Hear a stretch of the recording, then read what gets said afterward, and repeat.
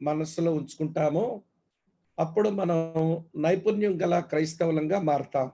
చాలా స్కిల్ వస్తుంది. ప్రతి దాని మీద ఆలోచించడానికి ఎంతో నైపుణ్యం గలవారమవుతాం. అలాగనే దేవుని వాక్యాన్ని బాగా ధ్యానం చేసినటువంటి వారు ఖచ్చితంగా ఫలభరితమైన క్రైస్తవులుగా మారుతారు. నా మట్టుగా నేను నాకున్న ఆలోచన లేక ఆశ అదేమిటి అంటే ఏదైనా దేవుని వాక్యంతో జీవితం ముడిపడి ఉండాలి అని ఆశించే ఆ వ్యక్తిత్వం ఎందుకో ప్రభువు తన కృప చేత అనుగ్రహించాడు. అలాగనే మంచి దేవుని సేవకుల సావాసం కూడా నాకెంతో ప్రయోజనకరమైంది. కనుక దేవుని వాక్యం ముందుకొచ్చినప్పుడు ఆరోగ్యకరమైన క్రైస్తవులం అయ్యేదానికి, తెలివితేటలు గల క్రైస్తవులం అవ్వడానికి, నైపుణ్యం గల క్రైస్తవులంగా మారడానికి, అలాగనే మనం ఫలించే క్రైస్తవులుగా మారడానికి వాక్యం ఎడల మనకు సరైన వైఖరి అది అవసరమని నేను మీకు మనవి చేస్తూ ఉన్నాను. రండి, ఇక మనం కాలయాపన చేయలేము కనుక బైబిల్ నుంచి ఒక మాట నేను మీ కొరకు చదివి చిన్న ప్రార్థనతో నా ధ్యానాన్ని ఆరంభిస్తాను. రోమీలకు రాసినటువంటి పత్రిక 13వ అధ్యాయం నేను చదువుతున్నాను. ఒక వచనం చాలు. 13వ అధ్యాయం 11వ వచనం ఇట్లుంది: మరియు మీరు కాలమును ఎరిగి నిద్ర మేల్కొను వేళ అయినదని తెలుసుకుని అలాగు చేయుడి. మన విశ్వాసలము అయినప్పటికంటే ఇప్పుడు రక్షణ మనకు మరి సమీపముగా ఉన్నది. ప్రార్థన చేసుకుని ధ్యానంలోనికి వెళదాం. ప్రేమపూర్ణుడవైన మా పరలోకపు మా ప్రియమైన తండ్రి, దయాళుడవైన దేవ, మిమ్మలను మా హృదయపూర్వకంగా స్తుతిస్తూ ఆరాధిస్తూ కొనియాడుతూ ఉన్నాం. మీ అనాది కాల సంకల్పంలో మీరు మాకు అనుగ్రహించిన ఈ కృపలకై మిమ్మలను మా మనసారా పూజిస్తూ ఉన్నాం. గతించిన 2 వారాలు ఈ గ్రంథాన్ని మేము ధ్యానం చేసేదానికి మీరు మాకు సహాయపడుతూ వచ్చారు. మీకు కృతజ్ఞతలు అర్పిస్తున్నాము. ఈరోజు కూడా నిన్ను, నీ వాక్యాన్ని, నీ పరిశుద్ధుల సావాసాన్ని, నీ సన్నిధిని ప్రేమించి వచ్చిన మా ప్రియులందరినీ, వారి వారి కుటుంబాలను ప్రభువా మీరు ఆశీర్వదించి నీ వాక్యము చేత వారిని దీవించాలి అని మనసారా కోరుతున్నాను. మేము మనుషుల మాటలు వినడానికి ఈ సమయాన్ని మేము వెచ్చించడం లేదు. మనుషుల మాటలు మాకు నిష్ప్రయోజనాలు. ప్రభా మీరు మాట్లాడితే మేము దీవించబడతామని నీ వైపు చూస్తున్నాము. కనికరించి మీరు మాతో మాట్లాడమని నేర్పించమని యేసునాథుని పేరిట స్తోత్రించి ఆరాధించి మీకే ప్రార్థిస్తున్నాము తండ్రి. Amen, amen. రండి ప్రియమైన స్నేహితులారా, తమ్ముడు తిమోతి నా స్క్రీన్ షేరింగ్ ఇస్తారా? రైట్.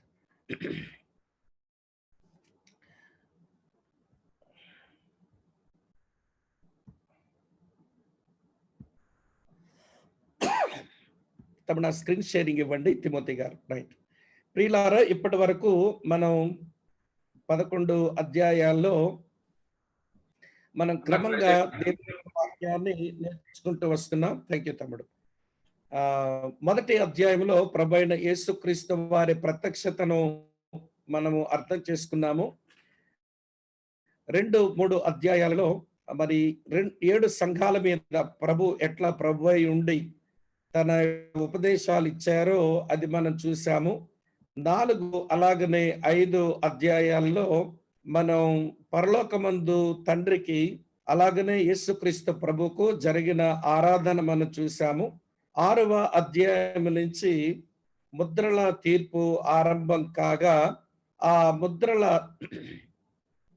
తీర్పులో 6వ అధ్యాయంలో 6 ముద్రలు తెరవబడగా స్నేహితులారా 7వ అధ్యాయంలో కొంత విరామం వ్రాయబడింది. ఆ విరామ సమయంలో 1,44,000 మంది ఇశ్రాయేలీయులు రక్షింపబడగా వారి పరిచర్య ఫలితంగా శ్రమల కాలములోనే అనేక మంది అన్య జనాంగం కూడా ప్రభునందు విశ్వాసం ఉంచి వారు కూడా శ్రమల కాల పరిశుద్ధుల జాబితాలోకి చేరి రక్షించబడిన వారుగా ఉంటారు అని మనం అర్థం చేసుకున్నాం. 8వ అధ్యాయం ఆరంభంలోనే 7వ ముద్ర విప్పబడగా 7 బూరల తీర్పు ఆరంభమైంది. 8వ అధ్యాయంలో 4 బూరల తీర్పులు ప్రస్తావనకు వచ్చాయి. ఆ 4 బూరల తీర్పులు జరుగుతా ఉన్నప్పుడు భూమి పైన, భూమి చుట్టూ, భూమి క్రిందను, అలాగనే భూమి మీదను, ఈ 4 స్థలాలలో దేవుని యొక్క ఉగ్రత, ప్రకృతి వైపరీత్యాలు, మానవునికి క్షేమం కలిగించేటువంటి ప్రకృతి మనిషికే చాలా భిన్నంగా మారిపోవడం, అది మనం లేఖనాల వెలుగులో చూసాం. 8వ అధ్యాయం ముగింపులో ఆకాశంలో ఎగురుచున్న పక్షిరాజు అయ్యో అయ్యో అయ్యో అని తాను విలిపించడాన్ని మనం చూచాం. అలా విలిపించేందుకు గల కారణం ఏంటి అంటే, భూమి మీద ఉన్న మనుషులు వారు ఎదుర్కోబోతున్న శ్రమలు అట్లాంటివి అని మనం జ్ఞాపకం చేసుకున్నాం. సరే, 9వ అధ్యాయం దగ్గరకు వచ్చినప్పుడు 5వ బూర ఊదబడగా పాతాళములో నుంచి దురాత్మల సమూహం మిడతల దండు వలె మనుషుల మీదకు వచ్చి కీడు చేస్తూ ఉండగా, మళ్ళీ అదే 9వ అధ్యాయం 2వ భాగంలో తూర్పు దేశం నుంచి విస్తారమైన సైన్యం వచ్చి అనేక మంది మనుషులను, ఆనాటి మనుషుల్లో 3వ భాగం మనుషులను వారు సంహరించే పని మీద ఉండగా ఎంతో భయంకరమైనటువంటి ఇక్కట్లు నాటి మానవ జాతికి సంభవిస్తుంది అనే విషయాన్ని మనం 9వ అధ్యాయం అంతా మనం అధ్యయనం చేశాం. సరే, 10వ అధ్యాయం దగ్గరకు వచ్చినప్పుడు మళ్ళీ విరామాన్ని మనం చూచాం. నిన్నను 10, 11 అధ్యాయాలు చూసినప్పుడు మరలా ఒక పాస్ ఇవ్వబడింది. అందులో మళ్ళీ 2 ప్రాముఖ్యమైన సంగతులు మనకు కనబడ్డాయి. 10వ అధ్యాయం అంతట్లో బలిష్ఠుడైన దేవుని యొక్క దూత, అతని ప్రత్యక్షత, అతని దగ్గర యోహాను పొందినటువంటి పరిచర్య, అలాగనే ఆయన దగ్గర నుంచి యోహానుకి ఇవ్వబడినటువంటి పరిచర్య, ముసలితనంలో కూడా ఆయనకి ఇవ్వబడిన పరిచర్యను గూర్చి నిన్న మీకు విపులంగా 10వ అధ్యాయం అంతా నేను మీతో పంచుకున్నాను. సరే, 11వ అధ్యాయంలో మళ్ళీ 2 భాగాలు ఉన్నాయి. అందులో మొదటిగా దేవుని యొద్ద నుంచి పంపబడిన 2 సాక్షుల యొక్క పరిచర్య మనం చూచాము. ఆ సాక్షుల యొక్క మరణం, అటు తర్వాత వారి పునరుత్థానం, అటు తర్వాత వారి ఆరోహణం, అది మనకు అర్థమైంది. తర్వాత 7వ బూర ఊదబడగా పరలోకమందు ఆర్భాటంతో విజయపు కేకలు జరగగా ఆ పరలోకమందున్న దేవాలయం తెరవబడింది. అందులో మందసం కనబడుతున్నది. మందసం సహజంగా 2 రకాలుగా ఉపయోగపడుతుంది అని నేను రాత్రి మీతో పంచుకున్నాను. మందసం దేవుని పిల్లలకు అది సంరక్షణ, పోషణ, అదే సమకూర్పు ఇచ్చేది. అదే దేవుని నిబంధన మందసము నుంచి ఆయన శత్రువులకు అది ఉగ్రత, దేవుని కోపాన్ని వెళ్ళగ్రక్కేది అనే విషయం చెప్పి నిన్నటి రోజున మన ధ్యానం 11వ అధ్యాయం ముగింపులో మనం ముగించుకున్నాం. సరే, ఈరోజు మనం 12, 13 అధ్యాయాలు మనం అధ్యయనం చేయాలి. దాన్ని మనం కలిసి నేర్చుకోవడానికి మనం ప్రయత్నం చేద్దాం. సరే, 12వ అధ్యాయం అనేసరికి పరలోకమందు సూచనలు కనబడుతున్నాయి. మనం ప్రకటన గ్రంథం 1వ అధ్యాయంలోనే చూచాము. ఈ పుస్తకం చాలా సూచనలతో, సింబల్స్ తో వ్రాయబడింది అని. ఇక్కడ సూచనలు లేకపోతే టైప్స్ ఏవైతే కనబడ్డాయో అవి లేఖనములోనే మరో దగ్గర ఎక్కడో ఒక దగ్గర దానికి భాష్యం ఉంటుంది, లేక దానికి వివరణ ఉంటుంది. కనుక మన సొంత వివరణ ఏమి ఇవ్వనక్కర్లేదు. రెండవది, ఒకవేళ వేరే స్థలంలో లేదా ఇదే ప్రకటన గ్రంథంలో మళ్ళీ దాని యొక్క భాష్యాన్ని మనం చూస్తాం. ఒకవేళ అప్పటికి ప్రకటన గ్రంథంలోనూ లేదు, మిగిలిన పుస్తకాల్లో కూడా ఆ సూచనలకు అర్థాలు, ఆధారం దొరకలేదు అనుకోండి, మన మౌనంగా ఉండడమే మంచిది. ఎందుకంటే లేఖనమే మౌనం వహించింది గనక మన మౌనం వహించి ప్రభు సన్నిధికి వెళ్ళినప్పుడు దాని గురించి మనం తెలుసుకునే దానికి మనం ప్రయత్నం చేద్దాం. అంతేగాని మన సొంత భాష్యాలు ఇచ్చి వాక్యానికి చిలవల పలవలు రుద్దకూడదు అని మీ సహోదరునిగా నేను మీకు మనవి చేస్తున్నాను. సరే, ఇప్పుడు 12వ అధ్యాయంలో సూచనలు వ్రాయబడ్డాయి, వ్రాశాడు. ఆయన పరలోకమందు సూచనలు చూచాడట. దాని గురించే యోహాను రాశాడు. ఒకసారి కొన్ని మాటలు మనం జ్ఞాపకం చేసుకుందాం అధ్యాయం లోపలికి వెళ్ళక ముందు. ఈ అధ్యాయం బహుగా అపార్థం చేయబడుతూ వస్తుంది ఇప్పటి వరకు కూడా. ఈ అధ్యాయముతోనే క్రైస్తవ కుటుంబం, సంఘం ప్రియులారా సిద్ధాంతపరమైనటువంటి విభేదాలు పెట్టుకొని మనుషులు మనం ముక్కలైపోయేటువంటి పరిస్థితి ఈ అధ్యాయాన్ని బట్టి కొంతవరకు జరిగింది అని చెప్పడంలో అనుమానమే లేదు. ముఖ్యంగా ఈ అధ్యాయంలో కనబడే స్త్రీని గుర్చినటువంటి వాదమే పెద్ద వాదం. కొంతమంది ఆ స్త్రీని సంఘము అని అంటే, మరికొంతమంది ఏమో ఆమెను మరియా అని అంటే, మరికొంతమంది స్త్రీలు ఆ 12వ అధ్యాయంలో కనబడిన స్త్రీని నేనే అనుకునేటువంటి స్త్రీలు కూడా ఉన్నారు. తర్వాత ఈ స్త్రీని ఇశ్రాయేలీల జనాంగానికి సాదృశ్యం అని చెప్పే బోధ కూడా ఉంది. సరే, ఏమని మనం అర్థం చేసుకోవాలో తర్వాత చూద్దాం. కానీ సరే, ఇందులో కనబడిన స్త్రీ నేనే అనుకునేటువంటి వాళ్ళు ఉన్నారా అంటే, నా మట్టుకు నేనే చూచాను ఒక ఆమెను. ఆమె చాలా పెద్ద సంపన్న కుటుంబంలో మంచి ఈ భారతదేశ సామాజిక స్థితిని బట్టి మంచి కుటుంబంలోనే పుట్టింది ఆమె. మంచి భర్త, మంచి వ్యాపారం. అయితే వినండి, ఒక స్థలంలో కూడిక జరుగుతున్నప్పుడు వాక్యం విని ఆమె ఇంటికి వెళ్ళారట.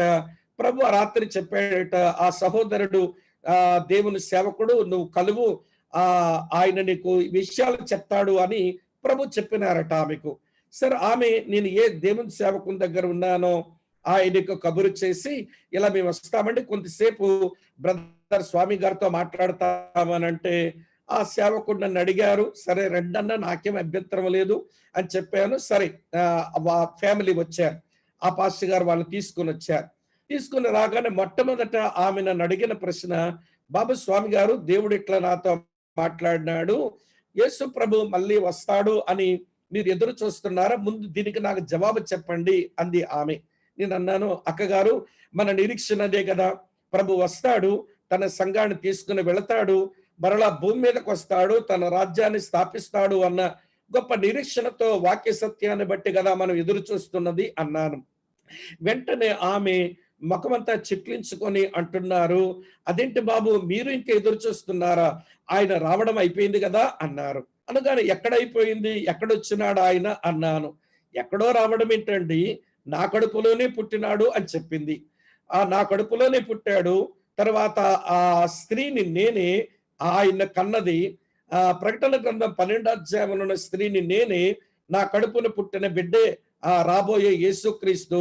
నేను మా అన్నగారు నర్సీపట్నం ప్రాంతంలో, కేడీపేట ప్రాంతంలో ఏజెన్సీలో ఉండగా డెలివరీ కొరకు సిస్టర్ గారు వెళుతున్నారట. వెళుతుంటే మార్గ మధ్యంలోనే ఆమెకు ప్రసూతి వేదనలు వచ్చినాయి. సరే, మొత్తానికి ఆమె డెలివరీ అయిపోయింది అరణ్యంలోనే. కాబట్టి పుట్టిన బిడ్డే ఆ శిశువే 12వ అధ్యాయంలో ఉన్న శిశువు.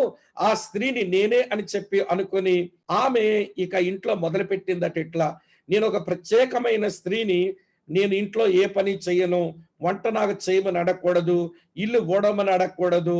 భర్తతో కూడా చెప్పారట, మీరు నాతో సంసారానికి కూడా రాకూడదు అని. నాకు ఆ విషయం తెలియక నేను ఆమెతో మాట్లాడుతుంటే విదురుగా ఆమె లేచి నిలబడి, మీరు సరైన బోధకులు కాదని వెంటనే లేచి వెళ్ళిపోతుంటే భర్త అన్నాడు, నువ్వే రాత్రి దేవుడు చెప్పినాడు, ఆయనే సరైన సేవకుడు, ఆయన చెప్పిన మాట వినని దేవుడు అన్నాడంటే కదా తీసుకొచ్చాను, వెళ్ళిపోతావే, కూర్చో అన్నాడు ఆయన. వెంటనే అతని చేతిని విదిలించి తలుపు మరి వేసేసుకుని ఆమె చాలా కోపంగా వెళ్ళిపోయారు. తర్వాత భర్త బాధతో చెప్తున్నాడు ఇట్లా, ఏమన్నారు తెలుసా ఆయన, బాబు నా భార్యతో నేను కొన్ని సంవత్సరాలుగా బాధపడుతున్నాను. నేను ఆమె భర్తగా, ఆమె నాకు భార్యగా మేము కలిసి జీవించిన రోజులు ఎప్పుడో తెల్లారిపోయినాయి. ఏమీ చెయ్యదు, మాకు కావలసినంత డబ్బున్నా, మంచి ఆస్తిపాస్తులున్నా, మంచి కులములో పుట్టిన ఈ రోజున భార్యాభర్తలుగా మీరు కలిసి సంతోషంగా ఉండలేకపోవడానికి గల కారణం ఆ ప్రకటన గ్రంథం ఏదో ఉందట, అందులో 12వ అధ్యాయమే మా కుటుంబాన్ని విరిచేసింది అన్నాడు ఆ పెద్ద ఆయన. స్నేహితులారా, నేను ఆరంభంలోనే ఈ మాట ఎందుకు చెప్పాల్సి వచ్చిందంటే, నేను ఆ ఒక్క సిస్టరే అనుకున్నాను. ఇలాంటి వాళ్ళు ప్రపంచంలో చాలా మంది ఉన్నారు. ఈ మధ్య కాలంలో పరలోకపు తల్లి గూర్చినటువంటి ఒక బోధ వస్తే ఆ స్త్రీ కూడా నేనే ఆ స్త్రీని అని చెప్పుకునేటువంటి వృత్తాంతం ఉంది. అదే జింగిల్జా సిస్టర్, ఆమె కూడా నేనే ఆ స్త్రీని అని చెప్పుకునేటువంటి బోధ ఆమె చేసినటువంటి వరవడి ఉంది. కనుక ఈ అధ్యాయం బహుగా అపార్థం చేయబడతా వచ్చింది. ఇందులో స్త్రీని గూర్చినటువంటి వాదనలే చాలా ప్రాముఖ్యమైనటువంటి వాదనలుగా ఉన్నాయి. సరే, దాని గురించి మనం ఆలోచించేద్దాం. కానీ ఇప్పుడు ప్రకటన గ్రంథంలో మొత్తం 22 అధ్యాయాలు మనం చూసినప్పుడు నలుగురు స్త్రీలు మనకి కనబడతారు. బాగా వినండి, ఇక్కడ జ్ఞాపకం చేస్తాను. ప్రకటన గ్రంథం 2వ అధ్యాయంలో తుయతైర సంఘములో యెజబేలు అనే ఒక స్త్రీని చూస్తాం. గమనించండి, ఆమెను పక్కన ఉంచండి. ఆమెను గూర్చి విపులంగా నేను అక్కడ మీతో చెప్పాను. రెండవ స్త్రీ ఇప్పుడు ప్రకటన గ్రంథం 12వ అధ్యాయంలో ఇప్పుడు మనకు కనబడుతున్న స్త్రీ, ఈమెను గూర్చి మనం అధ్యయనం చేస్తాం ఇప్పుడు. తరువాత 17వ అధ్యాయంలో వినండి, బబులోను వేశ్య అనే మరో స్త్రీని మనం చూస్తాము. ఆమెకు ప్రపంచ మత వ్యవస్థతో పోల్చి బైబిల్ వ్యాఖ్యానకర్తలు చెబుతారు. దాని గురించి వివరాలు అక్కడ వెళ్ళిన తర్వాత మనం అధ్యయనం చేద్దాం. తర్వాత ప్రకటన గ్రంథం 19వ అధ్యాయంలోను మనం చూస్తాము మరో స్త్రీని, ఆమె సంఘ వధువు గొర్రెపిల్ల భార్యగా ఆమెను మనం చూస్తాం. ఇందులో ఇద్దరు స్త్రీలు మనం లక్ష్య పెట్టవలసిన స్త్రీలే. అది 12వ అధ్యాయంలో ఒక స్త్రీ, అలాగనే 19వ అధ్యాయంలో మరో స్త్రీ. ప్రకటన గ్రంథం 2వ అధ్యాయంలో ఉన్న స్త్రీ, అలాగనే ప్రకటన గ్రంథం 17వ అధ్యాయంలో ఉన్న స్త్రీ, వీరిద్దరూ పాడు స్త్రీలు అని మనం చదివితేనే మనకు అర్థమైపోతుంది. ఆమెను వేశ్య అన్నాడు ప్రభు, ఈమె కూడా జారత్వాన్ని నేర్పించేది అన్నాడు ప్రభు. వీరిద్దరు మంచి స్త్రీలు కారని పక్కన పెట్టండి. ఈ 12వ అధ్యాయంలో మళ్ళీ 19వ అధ్యాయంలో కనబడుతున్న ఈ స్త్రీల ప్రస్తావన కొంచెం మనం నేర్చుకోవడానికి ప్రయత్నం చేద్దాం. సరే, ఇప్పుడు యోహాను రాసిన మాట చదువుతున్నాను చూడండి. అప్పుడు పరలోకమందు ఒక గొప్ప సూచన కనబడెను.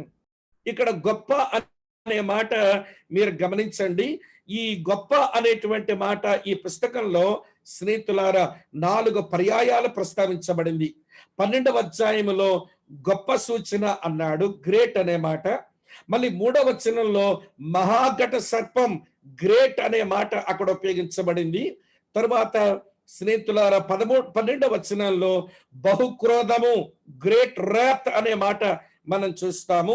మళ్ళీ 12వ అధ్యాయం 14వ వచనంలో గొప్ప పక్షిరాజు అనే మాట మనం చూస్తాం. ఈ 4 అధ్యాయంలో ఈ 4 గొప్పవి మనం ధ్యానం చేయటమే దేవుడు మన కొరకు ఉంచిన గొప్ప సందేశం అనిపిస్తుంది. ఆ దిశగా మీరు అధ్యయనం చేయండి. అది ఇప్పుడు నేను చెప్పే ప్రయత్నం చేయలేను, కానీ ఈ 4 గొప్పవి ఉన్నాయి స్నేహితులారా. ఇప్పుడు యోహాను రాస్తుంటున్నాడు, పరలోకమందు ఒక గొప్ప సూచన కనబడెను అన్నాడు. ఏమిటి ఆ సూచన? వినండి ప్రియమైనటువంటి స్నేహితులారా. అదేదనగా సూర్యుని ధరించుకుని ఉన్న ఒక స్త్రీ, ఆమె పాదముల క్రింద చంద్రుడును, శిరస్సు మీద 12 నక్షత్రములను కిరీటమును ఉండెను. ఆమె గర్భిణీ ప్రసవేదన పడుచు ఆ నొప్పులకు కేకలు వేయుచుండెను అని రాసి ఉంది. ప్రియులారా, ఆ స్త్రీని గూర్చిన ప్రస్తావన ఇప్పుడు 12వ అధ్యాయం 1 నుంచి నేను 6 వచనాలు ఈ సెక్షన్ లో నేను మీకు వివరిస్తాను. ఇందులో 4 ఉన్నాయి. ఒకటి ఒక స్త్రీ, మరి ఒకటి ఒక ఘట సర్పం, మరి ఒకటి ఒక శిశువు, మరి ఒకటి ఒక ప్రయాణం. వినండి ప్రియమైన స్నేహితులారా, a woman, a dragon, a child, a journey, ఈ 4 ప్రాముఖ్యమైన విషయాలు ఈ 6 వచనాల్లో మనకి కనబడతాయి. బాగా వినండి. ఈ ఒక స్త్రీని గూర్చినటువంటి ప్రస్తావన, దీనికి వివిధ రకాలైన భాష్యం ఉంది అని మనం ఇదివరకే ఇంట్రడక్షన్ లో చెప్పాను కదా. ఇప్పుడు మళ్ళీ జ్ఞాపకం చేస్తాను, వినండి. మరియా అనుకునేటువంటి వాళ్ళు ఉన్నారు, కానీ ఈమె మరియా అవ్వడానికి అవకాశం లేదు. కారణం ఏంటంటారా? వినండి, ఆమెను దేవుడు పోషించడానికి వేరొక స్థలానికి తీసుకుని వెళ్ళి ఒక 3.5 సంవత్సరాలు ఆమెను పోషించినట్లుగా ఈ స్త్రీని గుర్చిన ప్రస్తావన ఉంది. ఇలాంటి అనుభవం మరియకు లేదు గనక మరియతో పోల్చేదానికి వీల్లేదు, తీసి పక్కన పెట్టేసేయండి. రెండవ సంగతి వినండి ప్రియులారా, ఇది సంఘం అనేటువంటి మాటకు కొంతమంది భాష్యం చెబుతున్నారు. ఇది సంఘం అని అనుకోవడానికి కూడా ఎందుకు అవకాశం లేదు అంటే, ఈ స్త్రీకి పుట్టిన శిశువుని గురించి ఆలోచన చేసినప్పుడు వినండి, ఆ శిశువుని గురించి మళ్ళీ చెప్తాను గాని ఇక్కడ ఏమి రాసిందో తెలుసా? సమస్త జనములను ఇనుప దండముతో ఏలనయ్యున్న ఒక మగ శిశువు అని మనం చదువుతాం. అది మన ప్రభువైన యేసుక్రీస్తే అని మీకు వేరుగా చెప్పనక్కర్లేదు. ఎందుకంటే 2వ కీర్తన 9వ చరణంలో మన ప్రభు యొక్క పని అదే అని మనము చదువుతాం. కాబట్టి ప్రియులారా వినండి, ఇప్పుడు సంఘములోంచి క్రీస్తు రాలేదు, క్రీస్తులోంచి సంఘం వచ్చింది. గమనించండి. మరో ప్రాముఖ్యమైన సంగతి ఏంటనంటే వినండి, సంఘమును దేవుడు ఎక్కడికో ఒక ప్రత్యేకమైన స్థలములకు తీసుకుని వెళ్ళి ఆమెను పోషించి ఆమెను భద్రపరిచినటువంటి ప్రక్రియ సంఘాన్ని గురించి మనం ఎక్కడ పత్రికల్లో గాని సువార్తల్లో గాని అపోస్తల కార్యాల్లో గాని మనం చదవం. కాబట్టి ఈమెను సంఘం అనుకోవడంలో కూడా వినండి ప్రియులారా, అది అర్థమలేని భాష్యమే అవుతుంది. సరిగ్గా మిగిలింది ఏమిటి అంటే ఇశ్రాయేలు జనాంగం ఆమెను స్త్రీతో బైబిల్ పోల్చింది. నేను మీకు ఇప్పుడు తర్వాత మీకు చూపిస్తాను. ఎందుకు ఆమెను ఇశ్రాయేలు జనాంగం అని అనుకునవచ్చో నేను మీకు వివరణిస్తాను ప్రియులారా. రండి ఆమెను ఐడెంటిఫై చేద్దాం. ఏముందట వినండి, చాలా జాగ్రత్తగా ఈ మాటలు చూస్తే, సూర్యుని ధరించుకొని చంద్రుని పాదముల కింద కలిగి ఉండి అలాగనే 12 నక్షత్రములు కిరీటమును ఉండెను. నేను ఇదివరకే చెప్పాను, ఈ ప్రకటన గ్రంథంలో 404 వచనాలు ఉన్నాయి. ఈ 404 వచనాల్లో 126 వచనాలు మినహాయిస్తే మిగిలిన వచనాలన్నీ కూడా పాత నిబంధనలోని ఎక్కడో ఏదో ఒక విషయం ఆ వచనాల్లో మనకు ఎదురవుతుంది. అలాగని డైరెక్ట్ రిఫరెన్స్లు అయితే పాత నిబంధనవేవి ఈ పుస్తకంలో మనం చూడాలి. పత్రికల్లో పౌలు గాని యాకోబు గాని హెబ్రీయులకు రాసిన పత్రిక గ్రంథకర్త గాని యోహాను గాని వ్రాసినటువంటి మాటల్లో పాత నిబంధన అకరణములు రిఫరెన్సెస్ మనకు కనబడతాయేమో గాని ప్రకటన గ్రంథంలో ఏది డైరెక్ట్ రిఫరెన్స్ కనబడదు. కానీ అందులో ఉన్న సారాంశం అయితే స్నేహితులారా ప్రకటన గ్రంథంలో మనం చూస్తాం. ఇప్పుడు మనం చదివినటువంటి ఈ పోలికలు ఆదికాండం 37వ అధ్యాయం 9వ వచనం దగ్గరకు వెళితే స్నేహితులారా, యోసేపుకు కల వచ్చింది. ఆ కల తన తండ్రితో చెప్పుకున్న తరువాత అక్కడ జరిగిన సంభాషణ మీ కొరకు చదువుతున్నాను చూడండి మిత్రులారా. ఆదికాండం 37వ అధ్యాయం 9వ వచనం నుంచి ఇట్లుంది. అతడు ఇంకొక కల కను తన సహోదరులకు తెలియజేసి, ఇదిగో నేను మరి ఒక కల కంటిని, అందులో సూర్య చంద్రులు 11 నక్షత్రములు నాకు సాష్టాంగపడునని చెప్పాను. అతడు తన తండ్రితోనూ తన సహోదరులతోనూ అది తెలియచెప్పినప్పుడు అతని తండ్రి అతనితో, నీవు కనిన ఈ కల ఏమిటి? నేనును నీ తల్లియు నీ సహోదరులు నిశ్చయముగా వచ్చి నీవు సాష్టాంగపడుదమా అని అతన్ని గద్దించెను. అతని సహోదరులు అతని అసూయపడ్డారు, కానీ అయితే అతని తండ్రి ఆ మాటల్ని జ్ఞాపకం ఉంచుకున్నాడు. జాగ్రత్త వినండి ప్రియమైన స్నేహితులారా. ఇక్కడ యాకోబు సూర్య చంద్రుడు అన్నప్పుడు ఇవ్వండి తండ్రిగా అతని సూర్యునితోనూ, తల్లిగా ఇవ్వండి ఆ చంద్రుడితోనూ, అలాగనే 11 మంది సహోదరులను స్నేహితులారా వారిని నక్షత్రాలుగాను పోల్చుకొని మాట్లాడినటువంటి ఆ వృత్తాంతాన్ని మనం చూసినప్పుడు వినండి చాలా జాగ్రత్తగా. ఇప్పుడు అదే ప్రత్యక్షత యోహానికి కలుగుతుంది. అదే ప్రత్యక్షత కలుగుతుంది. సూర్యుడిని ధరించి వినండి ప్రియమైన స్నేహితులారా, సూర్యుడిని ధరించుకొని పాదముల క్రింద చంద్రుడిని కలిగి ఉండి శిరస్సు మీద 12 నక్షత్రముల కిరీటం ఉండెను. సూర్యుడు అనే మాట ఇప్పటికే చాలా సార్లు మనం ధ్యానం చేశాము. అది గ్లోరీ, అది మహిమకు సాదృశ్యం. చంద్రుడు అనేటువంటి మాట అది అధికారానికి సాదృశ్యం. 12 నక్షత్రములు అనేవి వినండి 12 గోత్రములకు అది అన్వయింపు. కిరీటము అనేది ఏలుబడి చేసేది అని అర్థం. ఏలుబడి చేసే అధికారము కలిగింది అని అర్థం.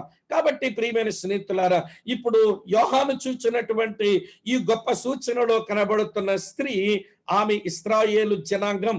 మన ముందుకు వెళితే ఎందుకు ఆమె ఇశ్రాయేలు జనాంగం అనుకోవచ్చో మనకి బోధపడుతుంది స్నేహితులారా.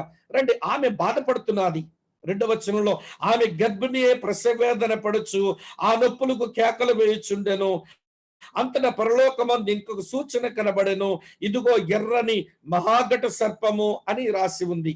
తర్వాత 4వ వచనంలో ఆ స్త్రీ కనగానే ఆమె శిశువును మృంగివేయవలనని ఆ ఘట సర్పము స్త్రీ ఎదుట నిలుచుండెను అని రాసి ఉంది. ఆమె బాధపడుతుంది, పెయిన్ ఫీల్ అవుతుంది, ప్రసూతి వేదనలో పడుతూ ఉంది. ఈ మాట మీరు గమనించాలి ప్రియమైన స్నేహితులారా. ఇలాంటి ప్రసూతి వేదనను గురించి, బాధను గురించి మనం యెషయా గ్రంథం 66వ అధ్యాయం 7-8 వచనాల్లో చదువుతాము. తర్వాత వారు ఐగుప్తు దేశంలో వారు పడిన బాధ ప్రియులారా, అది కూడా మనకు జ్ఞాపకం వస్తుంది. అది 3వ అధ్యాయం 7వ వచనంలో మనం చదువుతాం. ఇశ్రాయేలీలు వారు బాధపడేవారు, ప్రసూతి వేదనలు చెందినటువంటి వారు. ఇక్కడ ఒక విషయం జ్ఞాపకం చేస్తాను. యెషయా గ్రంథం 50 అధ్యాయం 1వ వచనంలోను, ఇర్మియా గ్రంథం 3వ అధ్యాయం 8వ వచనంలోను దేవుడు ఇశ్రాయేలీలను భార్యగా, ఒక స్త్రీగా మాట్లాడడాన్ని మనం చూస్తాం. దానికి యెషయా గ్రంథం 54 అధ్యాయం కూడా కలపండి స్నేహితులారా. ఇశ్రాయేలు జనాంగాన్ని స్త్రీతో దేవుడే పోల్చి చెప్పడాన్ని మనం చూస్తాం. మరి సంఘం దగ్గరకు వచ్చినప్పుడు ఏమన్నాడో తెలుసా? క్రీస్తుకు ప్రధానం చేయబడినటువంటి వధువు అంతే. వినండి ప్రియమైన స్నేహితులారా, సంఘం ఇంకా భార్య కాలేదు. ఇలా చెప్తానే వినండి. వివాహం జరుగుతున్నప్పుడు వివాహ వేదిక దగ్గరకు వచ్చే వరకు ఈ ఇద్దరు యవనస్తులు ఎవరు అంటే, వినండి చాలా జాగ్రత్తగా, పెండ్లి కొడుకు పెండ్లి కూతురు అని అంటాం. భార్యాభర్తలు అప్పుడే అనమ్మనం. వినండి, వారికి ప్రధానం జరిగింది. వినండి చాలా జాగ్రత్తగా, ప్రధానం జరిగింది, పెళ్లి జరిగింది, పెళ్లి కొడుకు పెళ్లి కూతురు అని మనం అంటాము.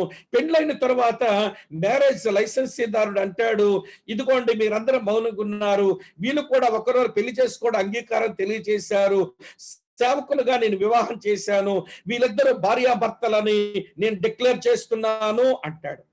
అది మామూలుగా మనకు కనబడుతున్న వివాహాలు. అయితే వినండి, ఇశ్రాయేల్ ప్రజల యొక్క సాంప్రదాయంలో అది ఏమి జరుగుతుంది అంటే, బాగా వినండి, వారికి ప్రదానం జరిగినప్పుడే వారి భార్యాభర్తల కింద పరిగణించబడతారు. కానీ శారీరకంగా వారు ఏకం కారు.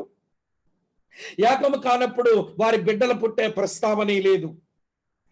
ప్రధానమైతే జరుగుతుంది కానీ వారు శారీరకంగా ఏకం కారు. అందుకు మంచి ఉదాహరణ మత్తయి సువార్త 1వ అధ్యాయం చివరి వచనంలోనే, మరియా బిడ్డను కనేంత వరకు కూడా యోసేపు ఆమెను ఎరగకుండాను వారిద్దరికి ప్రధానమైంది. వారిద్దరు భార్యాభర్తలే, కానీ వారు శారీరకంగా ఏకం కాలేదు. వారి ఇద్దరి వలన బిడ్డ పుట్టే అవకాశం అయితే వారికి లేదు, వారి ఇరువురి దాంపత్యం వలన. కనుక సంఘం అది క్రీస్తుకు ప్రదానం చేయబడిందే గాని క్రీస్తుతో, వినండి, దేవుని కొరకు మనుషులను కనేటువంటి స్థాయికి అయితే సంఘం ఇంకా చేరలేదు. కానీ ఇశ్రాయేలు ప్రజలను గురించి దేవుడు ఈ మాట పదే పదే చెప్పాడు. ఇశ్రాయేలును భారీగా పోల్చి యెషయా గ్రంథంలో, ఇర్మియా గ్రంథంలో, మళ్ళీ హోషేయ గ్రంథం 2వ అధ్యాయం 14వ వచనం నుంచి 21వ వచనం వరకు మనం గమనిస్తే ఇశ్రాయేలు స్త్రీతోనే పోల్చాడు. ఇశ్రాయేలీలు స్త్రీ, ఏమంటే సంఘము వధువు.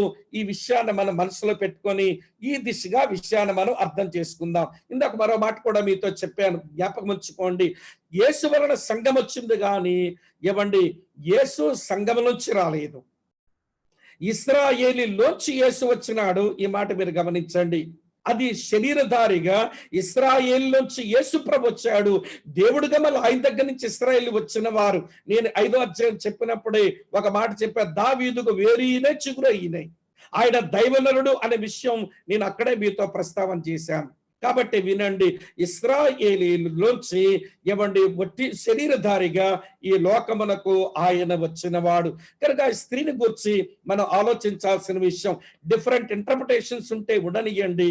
ఈమెను గుర్తిస్తున్నప్పుడు ఇశ్రాయేలీలు అనడానికి యోసేపు కలిగినటువంటి కళ దీనికి మనకు ఆధారం ఇవ్వగా, ఆమె బాధపడి ఒక బిడ్డను కనడానికి ప్రసూతి వేదనలు చెందుతూ ఉంది గనక ఆమె బిడ్డను కనగలిగిన స్త్రీ అనే విషయం అర్థమైనప్పుడు ఈమె మరియా కాదు, ఈమె ఈ సంఘము కాదు, ఈమె ఇశ్రాయేలీలకు ప్రాతినిధ్యం వహించిన ఒక వ్యక్తిగా కనబడుతుందనే విషయాన్ని మనం అర్థం చేసుకుంటే చాలు ప్రియులారా. రండి ఇప్పుడు రెండవది కనబడుతుంది. ఒకటి మొదటి మాట జ్ఞాపకం చేశాను, వినండి స్నేహితులారా, ఒక స్త్రీ, ఆ స్త్రీ ఏంటో చెప్పాను. ఇప్పుడు ఒక ఘట సర్పం కనబడుతుంది. అదే 3వ వచనంలో అంతటా పరలోకమందు ఇంకొక సూచన కనబడెను. ఇదిగో ఎర్రని మహాఘట సర్పము అని ఉంది. ఏమిటి ఎర్రని మహాఘట సర్పం? ఐడెంటిఫై చేద్దాం, వినండి, గుర్తిద్దాం రండి స్నేహితులారా. ముందు దీని ఆకారాన్ని చూడండి ఎట్లా కనబడుతుంది అంటే, చూడండి, మహాఘట సర్పము అంటే గ్రేట్ అనే మాట, గొప్పది అనే మాట ప్రస్తావించబడింది. వీని యొక్క గొప్పతనం ఎంత గొప్పది అంటే, మత్తయి సువార్త 4వ అధ్యాయం 8-9 వచనాలలో వినండి, సృష్టికర్త లోకమునకు వచ్చి ఉంటే ఆయన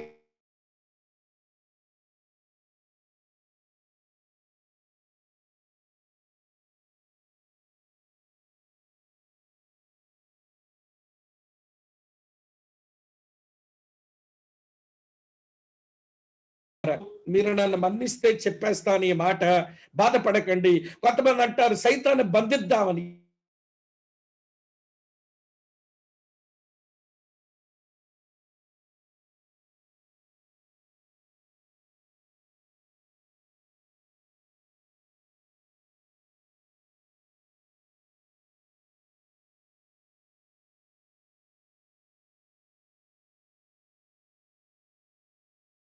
వస్తున్నామని ప్రార్థన చేస్తున్నారని అవ్వ అవ్వ అవ్వ అని ఎక్కిరిస్తాడేమో అనిపిస్తుంటుంది. మరికొంతమంది సేవకు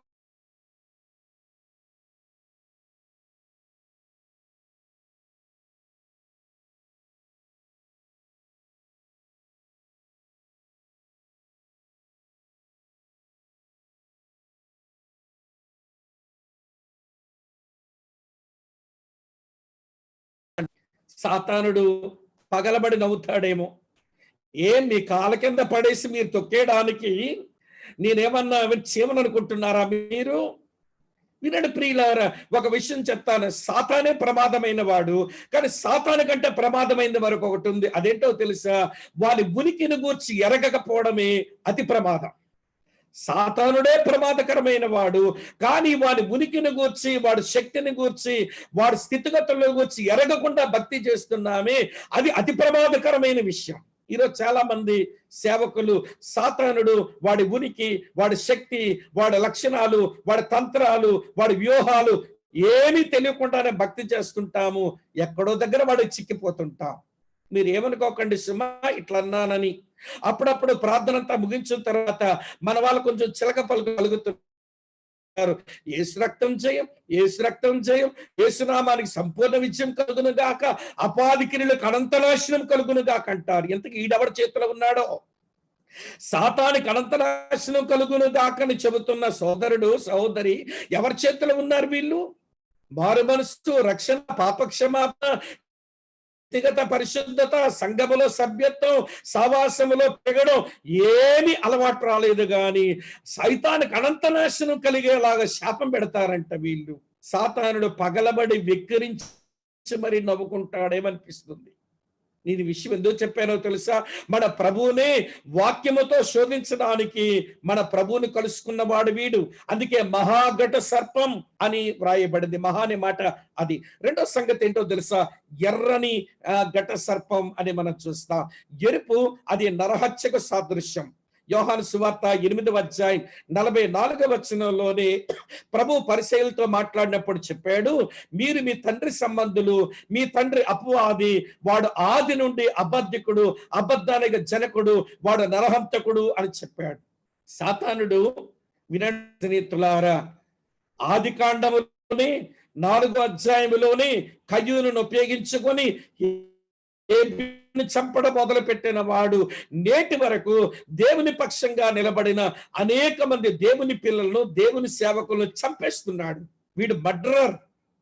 ఫిజికల్ గా చంపడమే కాదు స్నేహితులారా, కొంతమంది మధ్య ఉన్న ప్రేమను మర్డర్ చేస్తాడు, కొంతమంది మధ్య ఉన్న పీస్, సమాధానాన్ని మర్డర్ చేస్తాడు, కొంతమంది మధ్య ఉన్నటువంటి రిలేషన్స్ మర్డర్ చేస్తాడు. అసలు వీడు అన్ని హత్య చేసేవాడై. సరే, ఇప్పుడేమో మనం సాతాను మీద పెద్ద బోధ నేర్చుకోవాల్సిన పని లేదు, కానీ సందర్భం వచ్చింది కనుక జ్ఞాపకం చేస్తున్నాను. వినండి ప్రియులారా, 3వ సంగతి ఏంటంటే ఘట సర్పం. అందుకే 1 పేతురు 5వ అధ్యాయం 8వ వచనంలో ఎవరిని మృంగుదునా అని వాడు తిరుగుతున్నట్ట. వీనికి 7 తలలున్న 3వ వచనంలో ఉంది. దానికి 7 తలలను 10 కొమ్ములను ఉండెను.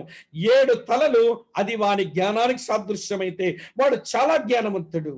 యెహెజ్కేలు గ్రంథములోని వాని జ్ఞాన ప్రస్తావన చేయబడింది. స్నేహితులారా, జాగ్రత్తగా వినండి. అటు తరువాత తనకు ఏమున్నాయట, 7 తలలను తరువాత 10 కొమ్ములను ఉండెను. కొమ్ము అధికారానికి సాదృశ్యం. అంటే వాడు సంపూర్ణమైన అధికారముతో ఉన్నట్టుగా కనబడుతున్నాడు. వారి అధికారం ఎంత గొప్పది అంటే దాంతో పాటు తల మీద 7 కిరీటాలు ఉన్నాయి. అది కూడా అధికారానికి శక్తికి సాదృశ్యమే. వారి అధికారము శక్తితో ఏం చేస్తున్నాడో తెలుసా? ఈ యుగ సంబంధమైన దూతగా మనుషుల యొక్క మనోనేత్రాలకు గుడ్డితనము కలిగిస్తున్నాడు. ఈ యుగ సంబంధమైన దేవతగా మనుషుల యొక్క కన్నులకు వాడు గుడితనమే కలుగు చేస్తున్నాడు. అందుచేతనే మనుషులు ఇంకా ఆధ్యాత్మిక అంధకారంలోనే మనుషులు కొట్టుమిట్టాడుతున్నారు అనే విషయాన్ని మనం అర్థం చేసుకోవాలని నేను కోరుతున్నాను. వాడిని గుర్తించాము, వాడి ఆకారాన్ని బట్టి వాడేంటో బాధపడుతున్నది. తర్వాత సంగతి చెప్తాను వినండి. వాని చర్యలు ఏంటో తెలుసా? వాడంట వినండి స్నేహితులారా, 3వ వచనంలో 4వ వచనంలో దాని తోక ఆకాశ నక్షత్రములలో 3వ భాగమును ఈడ్చి వాటిని భూమి మీద పడవేసెను అని రాసి ఉంది. నక్షత్రాలు అనే మాట 9వ అధ్యాయం నేను 1వ వచనం చెప్పినప్పుడే చెప్పాను. ఆకాశము నుండి భూమి మీద రాలిన ఒక నక్షత్రం అంటే అది సాతానుడు అనే విషయం అప్పుడే మీకు జ్ఞాపకం చేశాను. ఇప్పుడు వీడు ఆ పడద్రోయబడితే తనతో పాటు స్నేహితులారా వినండి, ఆకాశ నక్షత్రాలుగా దేవదూతల్లో 3వ భాగాన్ని ఈడ్చి వాడు భూమి మీద పడవేస్తున్నాడు, తనతో పాటు తీసుకుని వస్తున్నాడు.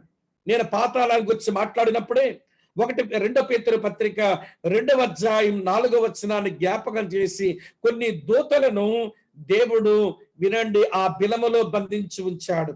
యోధా పత్రిక 6వ వచనంలో కూడా వారికి చివరి తీర్పు కొరకు వారిని బంధించి ఉంచాడు. సాతానుతో వచ్చినటువంటి అనేకమైన దూతల్లో కొంతమంది దేవదూతలు, ఫాలెన్ ఏంజల్స్, వాళ్ళు వాయుమండలం మీద ఉండి భూమి మీద తిరుగుతూ వారు పనిచేస్తున్నారు. రాజులను సైన్యాధికారులను కూడా వారి కంట్రోల్లో ఉంచుకొని పనిచేస్తున్నారని ఇదివరకే దానియేలు గ్రంథం ప్రస్తావన చేసినప్పుడు మీతో చెప్పాను. కనుక వినండి ప్రియమైన స్నేహితులారా, వీడు వస్తూనే వీడితో పాటు అనేక మంది దేవదూతలను వాడు తీసుకుని వచ్చిన వాడు తర్వాత వాడి చర్యల్లో మరో చర్య ఏంటనంటే ఈ స్త్రీ కనిన శిశువును వాడు చంపగోరుతున్నాడు. 4వ వచనంలో కననయ్యున్న స్త్రీ కనగానే, చూస్తున్నారా ప్రియులారా, కననయ్యున్న స్త్రీ కనగానే ఆమె శిశువును మృంగివేయవలనని ఆ గడ్సర్పము స్త్రీ ఎదుట నిలిచి ఉండెను. ఇలా ఉదాహరిస్తాను. ఆదికాండ 3వ అధ్యాయం 15వ వచనంలో దేవుడు ఏదెను తోటలో ఆదామవ్వలతో ఒక కవనెంట్ చేశాడు. దాన్ని ఈడెనిక్ కవనెంట్ అన్నాం. అందులో ఏముందో తెలుసా? స్త్రీ సంతానంగా మెస్సియా వస్తాడు. ఆయన సర్పం యొక్క తలను చెదగొడతాడు, సర్పము ఆయన మడిమెను కరచును అని మనం ఆదికాండ 3వ అధ్యాయం 15వ వచనంలో చదువుతాం. సరే, ఇప్పుడు ఆ స్త్రీ సంతానంగా మెస్సియా భూమి మీదకి వచ్చే వరకు అతను రాకుండా ఎన్ని ప్రణాళికలు చేసినాడో తెలుసా వీడు? ఇలా జ్ఞాపకం చేస్తాను. నిర్గమకాండ 1వ అధ్యాయంలోనే ఇశ్రాయేలు ప్రజలందరూ కూడా ఐగుప్తు దేశంలో గోషెను అనే ప్రాంతంలో ఉండి వారు విస్తరించి అభివృద్ధి పొందితే వాడు ఫరోలో దూరి ఏం చేశాడో తెలుసా? ఇశ్రాయేలీయులకు పుట్టిన మగపిల్లలందరినీ చంపనాజ్ఞాపించాడు. వారి పనులు ఎక్కువ పెట్టించాడు. సంసారం చేయక పిల్లల కనరేమనుకున్నాడు. తరువాత వినండి, మంత్రశాలకు ఆజ్ఞాపించాడు. పురిటిపేట్ల మీద మగపిల్లల్ని చంపేమన్నాడు. అది సాగలేదు. చివరికి ఆ నైలు నదిలో మగపిల్లాడు పుడితే పడిసి చంపేమని చెప్పాడు. మగపిల్లని ఎందుకు చంపేమంటున్నాడు ఈయన? వారి వల్ల సంతానాభివృద్ధి ఉంది. స్త్రీలు పుడితే పెద్ద ఇబ్బంది ఏమి లేదు. మగవాళ్ళు పుడితే వీడికి ఏమి ఇబ్బంది అని అంటే ఇశ్రాయేలీయులు వృద్ధి చెందుతారు. దానితో పాటు మెస్సియా వారిలో నుంచి వస్తాడు. ఆయన ఒక రోజున తల చెదగొడతాడు. అందుకనే ఆది నుంచి కూడా స్నేహితులారా, ఆది నుంచి కూడా వాడు ఈ శిశువు రాకూడదన్నదే వాడి ప్రణాళిక. సరే, ఆయన భూమి మీద జన్మించినాడు. జన్మించగానే అప్పటి కాలంలో హేరోదులో ఉండి పనిచేసి 2 సంవత్సరాల పిల్లలందరినీ కూడా చంపించేసినాడు. ఎందుకని?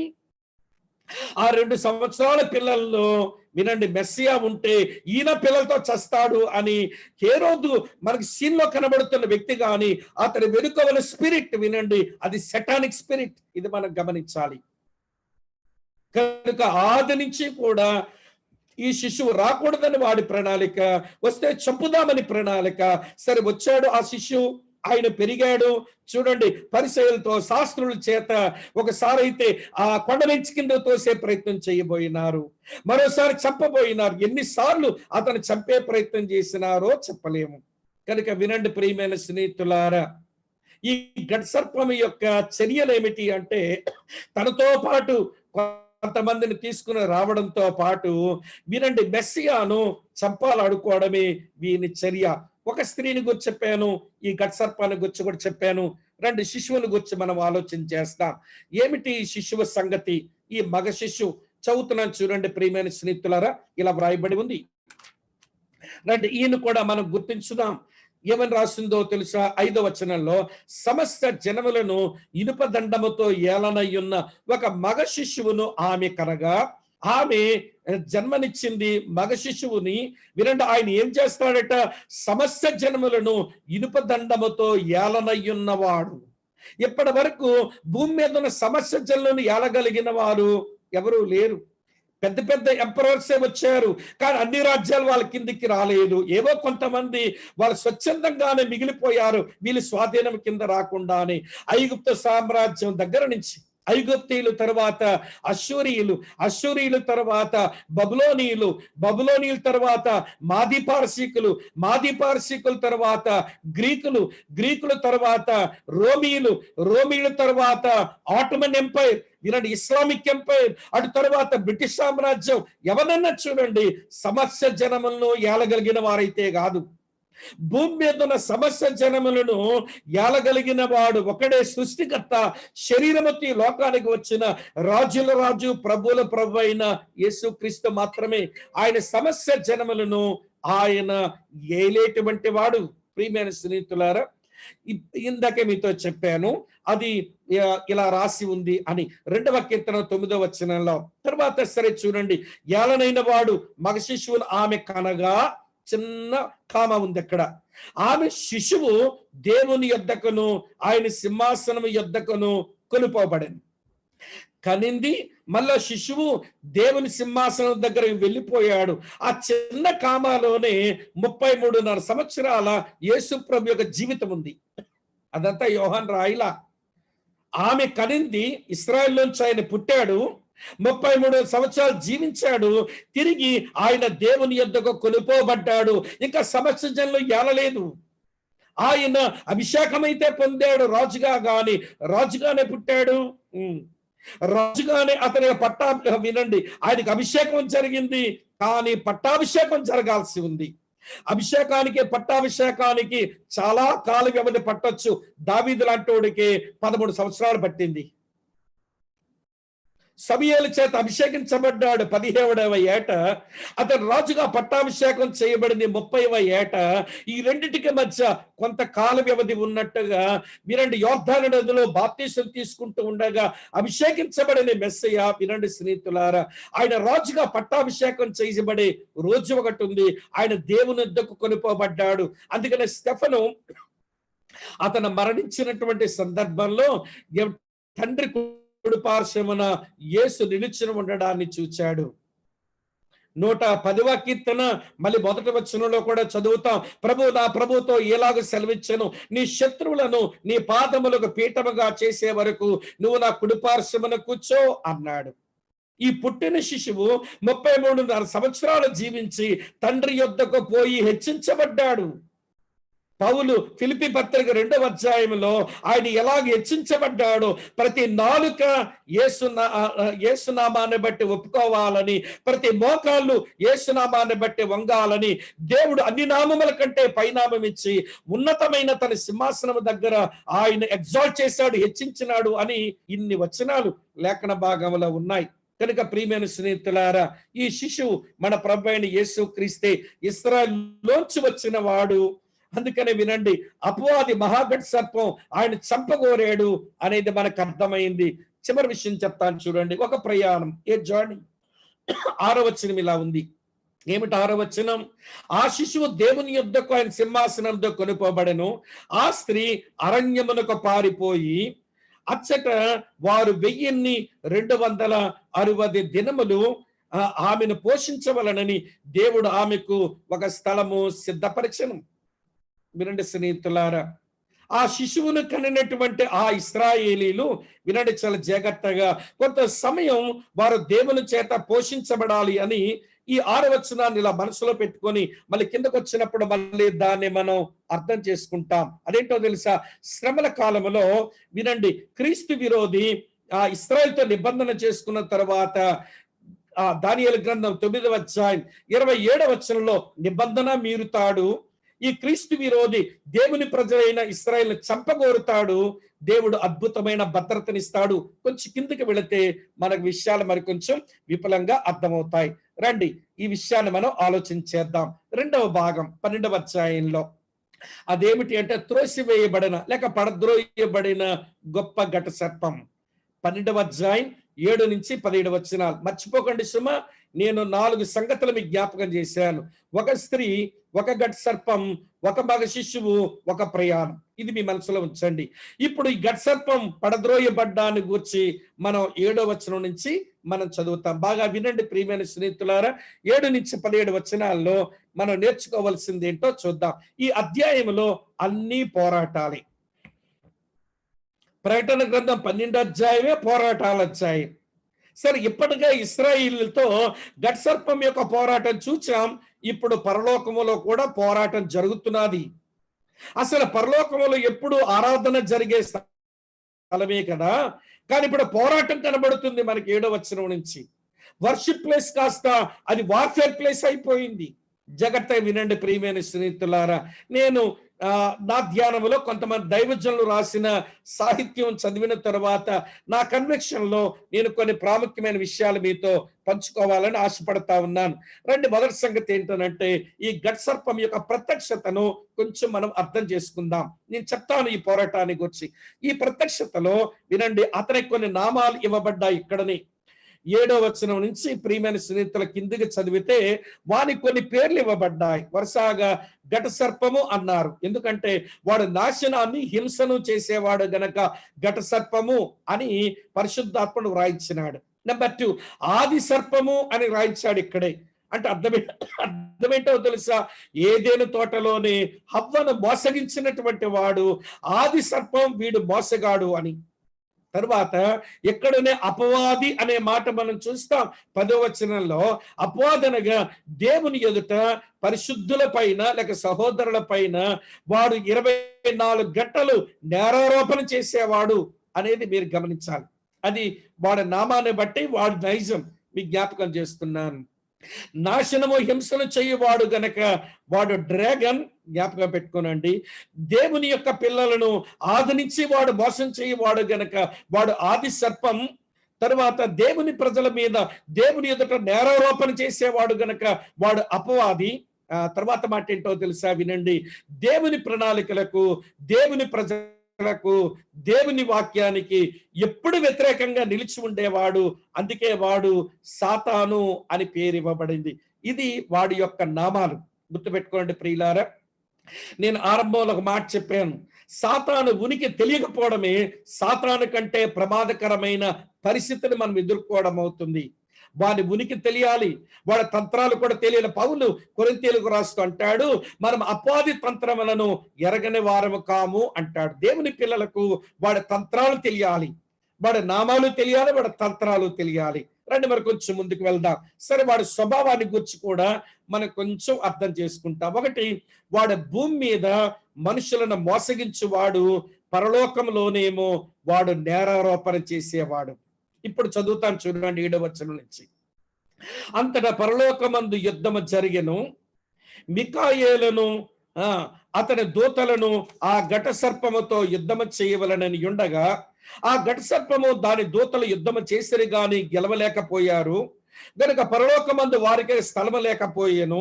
కాగా సర్వలోకమును మోసపుచ్చుచు, ఇదే భూమి మీద మోసం చేయటం అంటే, అపవాది అనియు, ఆ పేరు అర్థం చెప్పాను, సాతాను అనియు, ఈ పేరు కూడా అర్థం చెప్పాను. పేరు గల ఆది సర్పమైన మహాగట్ సర్పం, ఈ 2 పేర్లకు అర్థం చెప్పాను. పడద్రోయబడెను, అది భూమి మీద పడద్రోయబడెను, దాని దూతలు దానితో కూడా పడద్రోయబడిరి. మరియు ఒక గొప్ప స్వరము పరలోకమందు ఇలాగ చెప్పుట వింటిని, రాత్రింపగళ్ళు దేవుని ఎదుట మన సహోదరుల మీద నేరము మోపువాడైన అపవాది పడద్రోయబడి ఉన్నాడు. గనుక ఇప్పుడు రక్షణయు శక్తియు రాజ్యమును మన దేవుని వాయను, ఇప్పుడు అధికారము ఆయన క్రీస్తుదాయను అని రాసి ఉంది. గమనిస్తున్నారా? వాడి నామములు, వాడి స్వభావం నేను మీకు జ్ఞాపకం చేశాను. కనుక ప్రియమైన స్నేహితులారా వినండి, వాడి నామములను బట్టి వాడు ఎలాంటి చర్యలు చేసేవాడో, వాడి స్వభావాన్ని బట్టి వాడు ఏం చేసేవాడో మనం అర్థం చేసుకో. భూమి మీద మనుషులను మోసగిస్తాడు, పరలోకమందు సహోదరుల మీద నేరం మోపుతాడు. ఇక్కడ ఒక విషయం మీతో చెప్పాలి. దేవుని ముందుకు వెళ్ళి మన మీద ఏదైనా చెప్పవలసి వస్తే వాడెప్పుడు సత్యాలే చెప్తాడు, అబద్ధాలు ఎప్పుడు చెప్పడు. కానీ దేవుని గురించి మనతో మాట్లాడవలసి వస్తే వాడు ఎప్పుడు కూడా అబద్ధాలే చెప్తాడు, ఒక్క విషయం సత్యం చెప్పడం. ఇది మనకు తెలియాలి. నేను అప్పుడప్పుడు తరచి మాట అంటుంటాను, దేవుడు మెగాఫోన్లో అరిచి వినండి, దేవుడు సత్యం చెప్పినా నమ్మడానికి మన వాళ్ళకి చెవులు ఉండవు, కానీ సైతాను చెవులో గుసగుసలాడితే మాత్రం వినండి, అది చాలా బాగా వినబడుతుంది మన వాళ్ళకి. దేవుడు మెగాఫోన్లో అరిచిన విని సత్యాన్ని విశ్వసించి జీవితాలు మార్చుకోరు, గాని సాతాను చెవులు గుసగుసలాడితే మాత్రం భలే వినబడిపోతాయి. సరే, వాడి మీద మన పోరాటం ఏంటో ఇప్పుడు చర్చ కాదు, నేను తర్వాత చెప్తాను. కానీ ఇప్పుడు వాడి యొక్క ప్రత్యక్షత మనం అర్థం చేసుకోవాలి. గనక నామాలు చూసాము, అలాగే వాడి స్వభావాన్ని చూసాము. రండి ఇప్పుడు పరలోకంలో ఏం జరుగుతుందో చూద్దాం స్నేహితులారా. పరలోకమందు ఏవండి గొప్ప ఆనందం కలుగుతున్నది. అదో 10వ వచనంలో 2వ భాగంలో మన 12వ వచనం వరకు మనం చూస్తాం. ఎందుకు పరలోకమందు ఆనందం అంటే, పరలోక యోధునితో అపవాది సాతాను గడ్సర్పము వినండి ప్రియమైన వాడు ఓటమి పాలైనాడు. ఇక్కడ విషయం చెప్తాను వినండి. దేవుని దగ్గర ఉండేటువంటి ప్రధాన దూతల్లో 3 రకాల దూతలు ఉన్నారు. బాగా వినండి స్నేహితులారా. ఒక రకం దూతలు ఎవరు అంటే వాళ్ళు మెసెంజర్స్, అంటే వర్తమానం మాత్రమే పంపించేటోళ్ళు. వర్తమానం మాత్రమే పంపబడితే వర్తమానం పట్టుకుని చెప్పేవాళ్ళు. ఉదాహరణగా గబ్రియేల్ ఆ కోవకు చెందుతాడు. అలాగనే స్నేహితులారా, 2వ రకం వాళ్ళు ఎవరనంటే యుద్ధానికి పనికొచ్చేటువంటి దేవదూతలు. ఉదాహరణకు ఆ కోవకు చెందిన వాళ్ళు మిఖాయేల్ వస్తాడు. అతను యుద్ధశూరుడు, అతను పరలోకపు యుద్ధయోధుడు. మీరు యోధా పత్రికలో కూడా మోషే శరీరాన్ని గురించి మిఖాయేలుతో వాదన గురించి మనం చదువుతాం. మిఖాయేలు దేవుని పక్షంగా దేవుని యుద్ధాలు చేసేటువంటి ఒక దేవదూత. అలాగనే దేవుని సందులో ఆరాధించడానికి ప్రియమైన స్నేహితులారా వినండి, వాయిద్యాలు వాయిస్తూ ఆరాధన చేసే దూతలు ఉంటారు. దానికి ప్రాతినిధ్యం వహించేవాడు సాతానుడు తర్వాత అయినాడు, గాని ఆయన లూసిఫర్. ఆయన సంగీతం, ఆరాధన, ఇవంటి పాటలు పాడేటువంటి పరిచర్యకున్నవాడు. ఈ 3 ప్రధానమైన వినండి ప్రియులారా, సెరూపులు కెరూబుల జాతిలో ఈ 3 దేవదూతల్ని ప్రధానంగా మనం చూస్తాము. ఇప్పుడు సాతానుడు పడద్రోయబడితే యేసుప్రభు ముందుగానే చెప్పాడు వాడు పడద్రోయబడ్డాడు అని. ఆ పడద్రోయబడ్డ మాట ముందే మీతో చెప్పాను. ఈ పడద్రోయబడిన వాడు కాస్త వినండి, అతనికి ఒక యాక్సెస్ ఉంది. ఏంటో తెలుసా? వాయుమండలం మీద ఉండి భూమి మీదకి వచ్చే పనులు చేస్తున్నాడు. వింటున్నారా? అలాగనే దేవుని యొద్దకు వెళ్ళి సహోదరుల మీద నేరాలు మోపుతున్నాడు. అంటే దేవుని సముఖానికి వెళ్ళే ఆ అవకాశము ఉంది, భూమి మీద తిరిగేటువంటి అవకాశం ఉంది. దీనికి మంచి ఉదాహరణ యోబు గ్రంథం 1వ అధ్యాయంలో మనం చూస్తాం.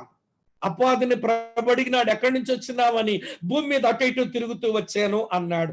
దేవుని సముఖానికే పోగలిగినాడు, దేవుడు అనుమతించాడు. అలాగే భూమి మీద కూడా తిరిగేటువంటి వాడు. అయితే ఇప్పుడు ఏం జరుగుతుందో తెలుసా ప్రియులారా? వినండి. ఈ శ్రమల కాలంలో ఏం ఇప్పుడు 7వ వచనం మళ్ళీ చదువుతాను. అంతటా పరలోకమందు యుద్ధము జరిగెను. మిఖాయేలును అతని దూతలను ఆ గడ్సర్పముతో యుద్ధము చేయవలనని ఉండగా ఆ గడ్సర్పము దాని దూతలు యుద్ధము చేసిరి గాని గెలవకపోయిరి గనుక పరలోకమందు వారికి ఇక స్థలము లేకపోయాను. ఇప్పుడు సాతానుడు పరలోకానికి వెళ్ళి మన మీద నేరారోపణ చేసే అవకాశం వానికి ఉంది ఇప్పుడు కూడా. కానీ ఒక రోజు రాబోతుంది, ఏమిటో తెలుసా? రోజు ప్రభు తన సంఘము కొరకు మధ్యాకాశం వరకు రాగా పరిశుద్ధాత్ముడు ఈ సంఘమును సిద్ధపరిచి ఏమండి దేవుని కుమారుని యొద్దకు తీసుకుని పోగా మధ్య పడతాడు వాడు, అడ్డం పడతాడు వాడు. అడ్డం పడిన వేళ స్నేహితులారా వినండి, మిఖాయేలు చేసేటువంటి యుద్ధములో వాడు కింద పడద్రోయపడగా, వినండి చాలా జాగ్రత్తగా, కింద పడద్రోయపడగా సంఘానికి ఏమి ఆటంకం లేదు. మైమి శరీరాలతో వినండి ప్రియ సంఘం ప్రభు యొద్దకు చేరిపోయింది. వాయుమండలం మీద ఉన్న వాడి అనుచరులందరూ కూడా ఇక పూర్తిగా భూమి మీదనే ఉండి పని చేసుకునే పని ఏర్పడింది. వినండి, ఇప్పుడు పరలోకానికి చేరే అవకాశమే లేదు. ఇప్పుడు ఊహించండి ఒకసారి, సాతానుడు వాడు అనుచరులు వాయుమండలం మీద ఉండి ఇప్పుడు భూమి మీద పనిచేస్తుంటేనే ఇన్ని తిప్పలు పడుతున్నాం మనం. ఇక వాడు అనుచరులు ఇక భూమి మీద పడి అంటే పరలోకానికి వెళ్ళే అవకాశం లేకుండా, వాయుమండలం మీద ఉండే అవకాశం లేకుండా ఇక భూమండలం మీదనే వారు తిరిగి వారి చర్యలు మొదలు పెడితే ఆ శ్రమల దినముల్లో మనుషులు గతి ఎలా ఉంటుందో ఊహించండి. కొరివి దయ్యం కాస్త వినండి, కొరివి దయ్యం కాస్త మరి కొంచెం పెరిగి ఏమండి వింటున్నారా, భ్రమరాక్ష అయినట్టు ఉంటుంది అన్నట్టు. ఈ మనుషుల గతులు దెయ్యాలతో నింపబడిన మనుషుల్లాగా, దెయ్యపు చర్యలు చేసేటువంటి మనుషుల్లాగా మిగిలిపోతారు. నేను 9వ అధ్యాయంలోనే చివరిలో వారి ప్రస్తావన మీకు చెప్పాను. నేను ఆ రోజుల్లో జారత్వము, విగ్రహారాధన, చిల్లంగితనము, మాయమంత్రాలు, జారచోరత్వాలు విస్తృతంగా పెరిగే రోజులు అవుతాయి. కారణం ఏంటో తెలుసా? అద్దు ఆపు లేకుండా వారి పని భూమి మీద జరుగుతుంది. ప్రియమైన స్నేహితులారా, అప్పుడప్పుడు దేవుని సంధికి వెళ్ళి సహోదరు మీద నేరం మోపి అవకాశమే తనకు ఉంటే అది కూడా కోల్పోయిన పరిస్థితి వచ్చింది వానికి. జాగ్రత్త వినండి ప్రియమైన స్నేహితులారా, ఇంకా చదువుతాను చూడండి చాలా జాగ్రత్తగా. ఈ నేరాలు మోపేటువంటి వాడు గమనిస్తున్నారా ఏమైందో? చదువుతున్నాను చూడండి. గెలవకపోయిరు గనుక ఇక పరలోకమందు వారికి ఇక స్థలము లేకపోయెను. కాగా సర్వలోకమును మోసపుచ్చుచు అపాదనియు సాతాననియు పేరు గల ఆది సర్పమైన మహాగఢ సర్ప పడద్రోయబడెను. అది భూమి మీద పడద్రోయబడెను, దాని దూతలు దానితో కూడా పడద్రోయబడిరి. అప్పుడు పరలోకములు స్వరం వినబడుతుంది, రాత్రింబగళ్ళు దేవుని ఎదుట సహోదరుల మీద నేరమోపు వాడైనటువంటి అపాని పడద్రోయబడి ఉన్నాడు, వాడు ఓడిపోయాడు. కనుక పరలోకంలో సంతోషం చూడండి ప్రియులారా. కనుక ఇప్పుడు రక్షణ, శక్తియు, రాజ్యము మన దేవుని దాయను, ఇప్పుడు అధికారము ఆయన క్రీస్తు దాయను. సరే, ఇప్పుడు భూమి మీద పడితే భూమి మీద కూడా వీడు ఓడిపోతున్నాడు. ఎలాగో తెలుసా? చదువుతున్నాను చూడండి. వారు గొర్రెపిల్ల రక్తమును బట్టి తామిచ్చిన సాక్ష్యమును బట్టి వారిని జయించి ఉన్నారు గనక మరణం వరకు తమ ప్రాణములను ప్రేమించిన వారు కారు. వాడు భూమి మీద పడి వాడు చర్యలు వాడు చేస్తున్నా గాని ప్రియమైన స్నేహితులారా, 3 బలమైన ఆదనాల చేత, గొర్రెపిల్ల రక్తము చేతను, ఆయన గుర్చిన సాక్ష్యము చేతను, యేసు పైన అపరిమితమైన ప్రేమ చేతను ఎక్కడా వాడు వాటమే పాలవుతున్నాడు. ఈ మాట మీరు గమనించాలి. వాటమే పాలవుతున్నాడు.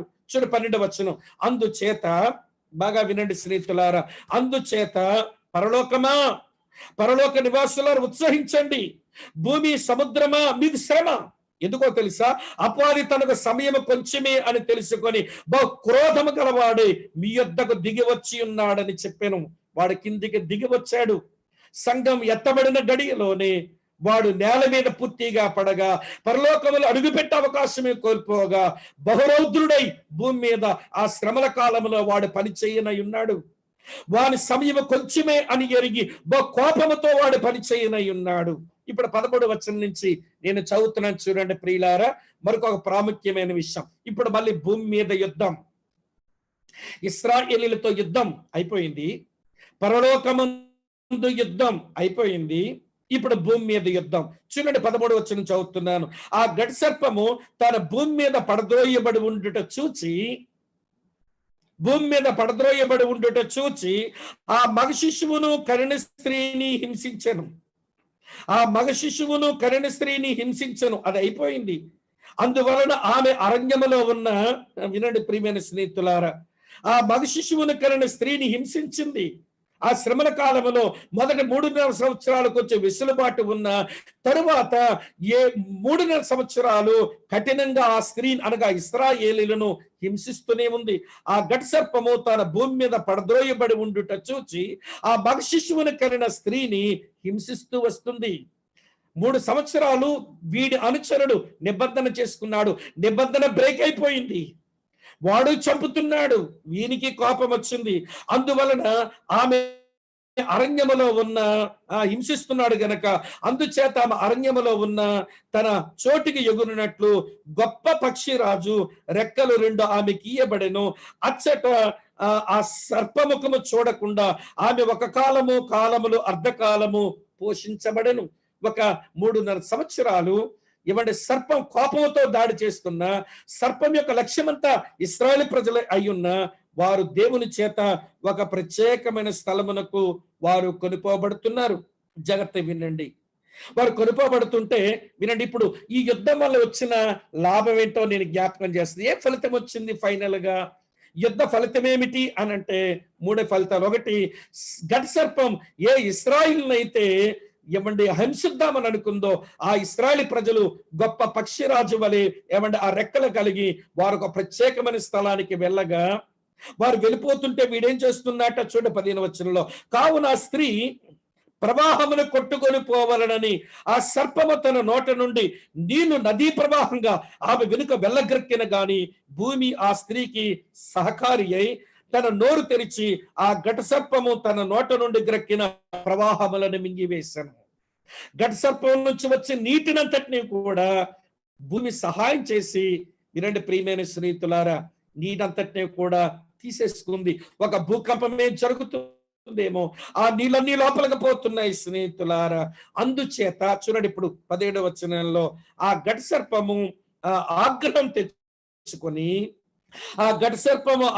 తెచ్చుకొని దేవుని ఆజ్ఞలు గైకొనుచు యేసును గూర్చి సాక్ష్యమిచ్చుచు ఉన్నవారైన ఆమె సంతానములో శేషించిన వారితో యుద్ధము చేయుటకై బయలు వెడలి సముద్ర తీరమున నిలిచెను. ఇది మనకు కనబడుతున్నటువంటి చిత్రం. వినండి, ఏమి పెద్ద కన్ఫ్యూజన్ లేదండి, సులువుగా మనం దీన్ని అర్థం చేసుకోవచ్చు. కాబట్టి వినండి, నేను 3 యుద్ధాలు చెప్పాను, ఒక యుద్ధ ఫలితం చెప్పి ముగించాను. ఇశ్రాయేలుతో యుద్ధం ఆడినాడు. వినండి స్నేహితులారా, ఆ ఇశ్రాయేలు నుంచి వచ్చిన మెస్సియాను చంపగోరాడు, వాడి వల్ల కాలేదు. తరువాత మికాయేలుతో యుద్ధం, పరలోకమందు ఓటమి పాలయ్యాడు, నేల మీద పడ్డాడు. అప్పటి వరకు వాడి చర్యలు చాలా తీవ్రంగానే ఉన్నాయి. కానీ ప్రియమైన స్నేహితులారా, పరలోకము సంతోషిస్తుంది, భూమికి సముద్రానికి భయంకరమైన కష్టకాలం వచ్చింది. కారణం ఏంటో తెలుసా? వాడుకున్న సమయం కొంచెమని ఎరిగి వాడు బహు క్రోధముతో వాడు భూమి మీద తన చర్యలు చేయగా దేవుడు తన ప్రజలను ఆయన కాపాడి భద్రపరిచి వారిని క్షేమంగా ఉంచుతాడు. ఇది మీకు బాగా అర్థం కావాలనంటే హోషేయ గ్రంథం 2వ అధ్యాయం 14 నుంచి 20 వచనాలు ఆ ప్రొఫెసీని మీరు దయతో చదవాలని మీకు మనవి చేస్తున్నాను. దేవుడు అక్కడ వారికి నిరీక్షణ ద్వారానే తెలుస్తాడు. దేవుడు వారికి ఆ చెట్లను ఇస్తాడు, వారికి పోషణ ఇస్తాడు, వారితో ప్రధానమే చేసుకుంటాడు. తర్వాత వారిని నాటుతాను అన్నాడు, వారు ఫలించేటువంటి మనుషులు అవుతారు అని చెప్పాడు. కనుక ఇంత చేసినా గాని వారికి ఏమీ చేయలేని కారణం చేత మిగిలినటువంటి వారి మీద వాడు దాడి చేయనై ఉన్నాడు. జాగ్రత్త వినండి ప్రియమైన స్నేహితులారా, ఇది భవిష్యత్తులో సంభవించనటువంటి విషయం. ఇవన్నీ చూస్తున్నప్పుడు మాకేమర్థమైందనంటే ఇశ్రాయేలు ప్రజల విషయంలో దేవుడు ఎంత నమ్మకత్వం కలిగిన వాడు, ఆయన విశ్వసనీయత ఎంత గొప్పది. ఇన్ని ఇబ్బందుల మధ్య అసలు ఈ ఇబ్బంది బ్రీడర్ ఇశ్రాయేల్ జనాంగం వాళ్ళొక నేషన్ గా తయారైన నాటి నుంచి వారికి ప్రివిలేజెస్ ఎక్కువే ఉన్నాయి, అలాగనే రెస్పాన్సిబిలిటీస్ ఎక్కువే ఉన్నాయి. వారి బాధ్యతలు సరిగా నిర్వర్తించిన కారణం చేత ప్రపంచంలో వారు పడిన కష్టాలు ఎవరూ పడలేదని చెప్పాలి. అయితే ఇన్ని కష్టాల మధ్య, ఇన్ని హింసల మధ్య, ఇన్ని తృణీకారాల మధ్య, ఇన్ని అవమానం మధ్య దేవుడు వారి విషయమై తన నమ్మకత్వాన్ని ఎంత చక్కగానో కనపరిచినాడు అని మనం అర్థం చేసుకోవాలని నేను మీకు మనవి చేస్తున్నాను. కనుక వినండి ప్రియమైన స్నేహితులారా, దీంతో మన 12వ అధ్యాయం ముగిసింది. అయితే 12వ అధ్యాయం ముగింపులోనే ఒక విషయం గమనించాలి. మనం నమ్మిన దేవునిలో త్రిత్వం ఎలాగైతే ఉందో వినండి, సాతానులో కూడా త్రిత్వం అలాగే ఉంది. దీన్ని వినండి, సెటానిక్ ట్రినిటీ అన్నారు. ఇందులో మొదటి వాడు తండ్రి అయిన దేవునిలాగా వ్యవహరించేటువంటి వాడు ఘటసర్పం. తర్వాత ఇంకొక ఇద్దరు ప్రస్తావన ఉంది. అదే 13వ అధ్యాయం మొదటి 10 వచనాల్లోను, తర్వాత 11వ వచనం నుంచి చివరి 18వ వచనం వరకు ఉన్న భాగంలో అబద్ధ ప్రవక్తల గురించి మనం అధ్యయనం చేస్తాం. రండి, చాలా త్వరగా మన విషయాలు మనం ఆలోచించేద్దాం. ఘటసర్పాల గురించి మనం 12 అధ్యాయాలు చూసాము. ఇప్పుడు పాప మనుషుడు లేక అబద్ధ క్రీస్తు, క్రీస్తు విరోధన గురించి మనం చూస్తాం. వీడు ఎవడు అంటే వరల్డ్ ప్రియులారా, డిక్టేటర్, ప్రపంచనీయంత. విషయ పరిచయంలోనే ఒక సంగతి మీతో చెప్పగోరుతున్నాను. ఇర్మియా గ్రంథం 5వ అధ్యాయం 1వ వచనంలో దేవుడు ఒక వెతుకులాట్లో ఉన్నాడు. ఎవరైనా న్యాయము జరిగించుచు నమ్మకంగా ఉండడానికి యత్నము చేయుచున్న ఒకడు కనబడితే చాలు, వాని ద్వారా నేను దేశమును క్షమించుదును అన్నాడు దేవుడు. దేవుని వెతుకులాట ఒక వ్యక్తిని గురించి ఎప్పుడూ అదే ఉంది. అలాగే మనుషుల వెతుకులాట కూడా ఒక వ్యక్తి కొరకే. ఎందుకని? ప్రియులారా వినండి, ఎకనామికల్ ఫీల్డ్ లో అన్నిటినీ నియంత్రించగలిగిన ఒక వ్యక్తి కావాలని ఎప్పటికే ప్రపంచమంతా ఎదురు చూస్తున్నది. అలాగనే సోషల్ ఫీల్డ్ లో కూడా వినండి, సాంఘిక వ్యవహారాలన్నీ చక్కబెట్టేటువంటి ఒక వ్యక్తి ప్రపంచానికి అవసరమని ఎప్పటికే ఆ దిశగా ప్రపంచం పరుగులు తీస్తున్నది. అలాగనే ఎకనామికల్ గా ఇవ్వండి, లేకపోతే కామర్స్ వ్యాపార రీత్యా కూడా ఇవ్వండి, ఒక వ్యక్తి నేపథ్యం కావాలి, నేతృత్వం కావాలి, ఒక వ్యక్తి యొక్క నాయకత్వం కావాలి. ఎదురు చూసే రోజుల్లోనికి మనం వచ్చాము. వినండి, అలాంటి వ్యక్తి కొరకే ప్రపంచం ఎదురు చూస్తుంది. ఇంటర్నేషనల్ గా అన్ని వ్యవహారాలు చక్కబెట్టగలిగిన వాడు, మతపరంగా కూడా అన్ని వ్యవహారాలు చక్కబెట్టగలిగిన వాడు, భూమి మీద ఉన్న మనుషులు ఒక వ్యక్తి కొరకే చూస్తున్నారు. దేవుడు కూడా ఒక వ్యక్తి కొరకే చూస్తున్నాడు. సరే, ప్రకటన గ్రంథం 6వ అధ్యాయం నుంచి 11వ అధ్యాయం వరకు ఈవెంట్స్ మనకు కనబడ్డాయి. ఇప్పుడు 12 నుంచి 18 వరకు మనం ఈవెంట్స్ లో ఉన్న కీలకమైన వ్యక్తుల గురించి మనం ఆలోచిస్తున్నాం. సరే, 12వ అధ్యాయంలో మనము ఘటసర్పాన్ని గురించి మనం చూసాము. ఇప్పుడు ప్రియమైన స్నేహితులారా వినండి, ఇప్పుడు ఇద్దరు వ్యక్తులను 13వ అధ్యాయంలో మనం చూస్తాం. రండి, 13వ అధ్యాయంలో 1-2 వచనాల్లో ఇలా జరిగింది. వినండి, ఇలా రాయబడింది, ఇది జరగనయ్యింది. మరియు 10 కొమ్ములను 7 తలలను గల ఒక క్రూర మృగం సముద్రములో నుండి పైకి వచ్చుట చూచితిని. దాని కొమ్ముల మీద 10 కిరీటములను, దాని తల మీద దేవదోషణకరమైన పేలును ఉండెను. నేను చూచిన మృగం చెరపుల్ని పోలి ఉండెను. దాని పాదాలు ఎలుగుబట్టి పాదాల వంటివి, దాని నోరు సింహపు నోరు వంటిది. దానికి ఆ ఘటసర్పం తన బలమును, తన సింహాసనమును, గొప్ప అధికారమును ఇచ్చెను. రండి ప్రియులారా, ఎవరిది మనం ఆలోచించేస్తాం. వినండి, ఇక్కడ విషయం చెప్తాం. సముద్ర జలముల్లో నుంచి వచ్చిన వాడు. సముద్రము అనే మాటకు మనం యెషయా గ్రంథంలో చూస్తాము, భక్తిహీనులు కదులుచున్న సముద్రం వంటి వారు, భక్తిహీనులు కదులుచున్న సముద్రం వంటి వారు అని యెషయా భక్తులు చెప్పడాన్ని మనం చూస్తాం. ప్రియమైన స్నేహితులారా, యెషయా గ్రంథం 57వ అధ్యాయం 20-21 వచనాల్లో చూస్తాం. ఇలాంటి భక్తిహీనుల్లో అగుపడుతున్నాడు అని అంటే వినండి ప్రియమైన స్నేహితులారా, 7 తలలు ఉన్నాయి, అది వాని జ్ఞానమైతే వినండి స్నేహితులారా. తరువాత ఆయనకు 10 వినండి, దాని కొమ్ముల మీద 10 కిరీటాలు ఉన్నాయి, అది అతని ఏలుబడికి సాదృశ్యమైతే దాని తల మీద దేవదూషణకరమైన మాటలు కూడా ఉన్నాయి. 7 తలలను 10 కొమ్ములను దాని మీద కిరీటాలను కలిగి దానిపైన దేవదూషణ మాటలు వ్రాసుకుని కనబడుతున్నాడే, ఈయనే వినండి ప్రియుల క్రీస్తు విరోధి. మళ్ళీ చెప్తాను వినండి. దానియేలు భాష ప్రకారం ఆయన చిన్న కొమ్ము, యేసుక్రీస్తు వారి యొక్క బోధ ప్రకారం అబద్ధ క్రీస్తు. అపోస్తలుడైన యోహాను రాసిన పత్రిక సాహిత్యం ప్రకారం వీడు క్రీస్తు విరోధి. ఇప్పుడు ప్రకటన గ్రంథంలో అదే యోహాను రాసిన సాహిత్యంలో వీడు క్రూర మృగం. వీడు అగుపడి విధానం ఇలా ఉంది. మన యొక్క ఆకారం ఎట్లుందో చూడండి. చిరుతి పులి, వినండి 2వ వచనంలో చూస్తాం, చిరుతి పులిని పోలి ఉన్నట్ట. నేను చూచిన మృగం చిరుతపులిని పోలి ఉంది. చిరుతపులి బైబిల్ ప్రకారం చురుకుతనం కలిగింది, అలాగే మారని గుణము కలిగింది. వీడు భలే చురుకైన వాడు, వీడు మారడు. గమనించండి. తరువాత ఎలుగుబంటి వంటి పాదములు కలిగినటువంటి వాడు. ఎలుగుబంటి పాదములతో మనిషిని కొట్టి చంపుతుంది, అది వాని క్రూరత్వం. అలాగనే సింహము లాంటి నోరు దానికి ఉంది, అది భయములేనితనం. అది భయము లేకుండా మాట్లాడడానికి తెగించేవాడు ఈయన. సింహము లాంటి నోరు కలిగినటువంటి వాడు. ఇంకొక సంగతి ఏంటో తెలుసా? వీనికి అధికారం సాతాను నుండి, వినండి ప్రియ, అధికారం పొందాడు. ఇక్కడ రాసింది 2వ వచనంలో ఏం రాసింది? ఆ ఘట సర్పం తన బలమును, తన సింహాసనమును, గొప్ప అధికారమును ఆయనకు ఇచ్చెను.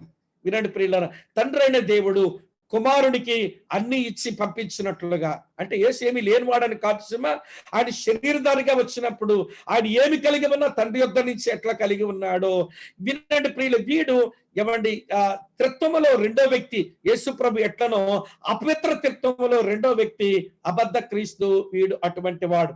ఇది అర్థం చేసుకుంటే సరిపోతుంది. ఇంకా చెప్తాను వినండి స్నేహితులారా. ఈ క్రూర మృగం మోసాలు చేస్తున్నాడు. 3-4 వచనాల్లో ఏమిటి వాని మోసం చూడండి. దాని తలలో ఒక దానిగా చావు దెబ్బ తగిలినట్టుండెను. అయితే చావు దెబ్బ మానిపోయిన గనక భూజనులందరూ మృగం వెంట వెళ్ళుచు ఆశ్చర్యపడుచుండరి. దీనికి కొంతమంది బైబిల్ పండితులు ఇస్తున్న వ్యాఖ్యానం ఏంటనంటే, రోమా సామ్రాజ్యం అది ఎప్పుడో కూలిపోయింది. వినండి ప్రియమైన స్నేహితులారా, దాని పునరుద్ధరణ క్రీస్తు విరోధి వచ్చినప్పుడు మళ్ళీ జరిగే అవకాశం ఉంది. అందుచేతనే దానికి ఒక రిజరక్షన్ ఉంది అన్నట్టుగా ఈ క్రూర మృగానికి కూడా చావు దెబ్బ తగిలింది, అది మానిపోయింది. చూసారా ఎంత అద్భుతం జరిగిందో? నాకు రిజరక్షన్ పవర్ ఉందని వాడు చెప్పుకుంటాడు అని కొంతమంది వ్యాఖ్యానకర్తల యొక్క అభిప్రాయం. సరే ప్రియులారా, అద్భుతం ఏం జరిగింది? 4వ వచనం చూడండి.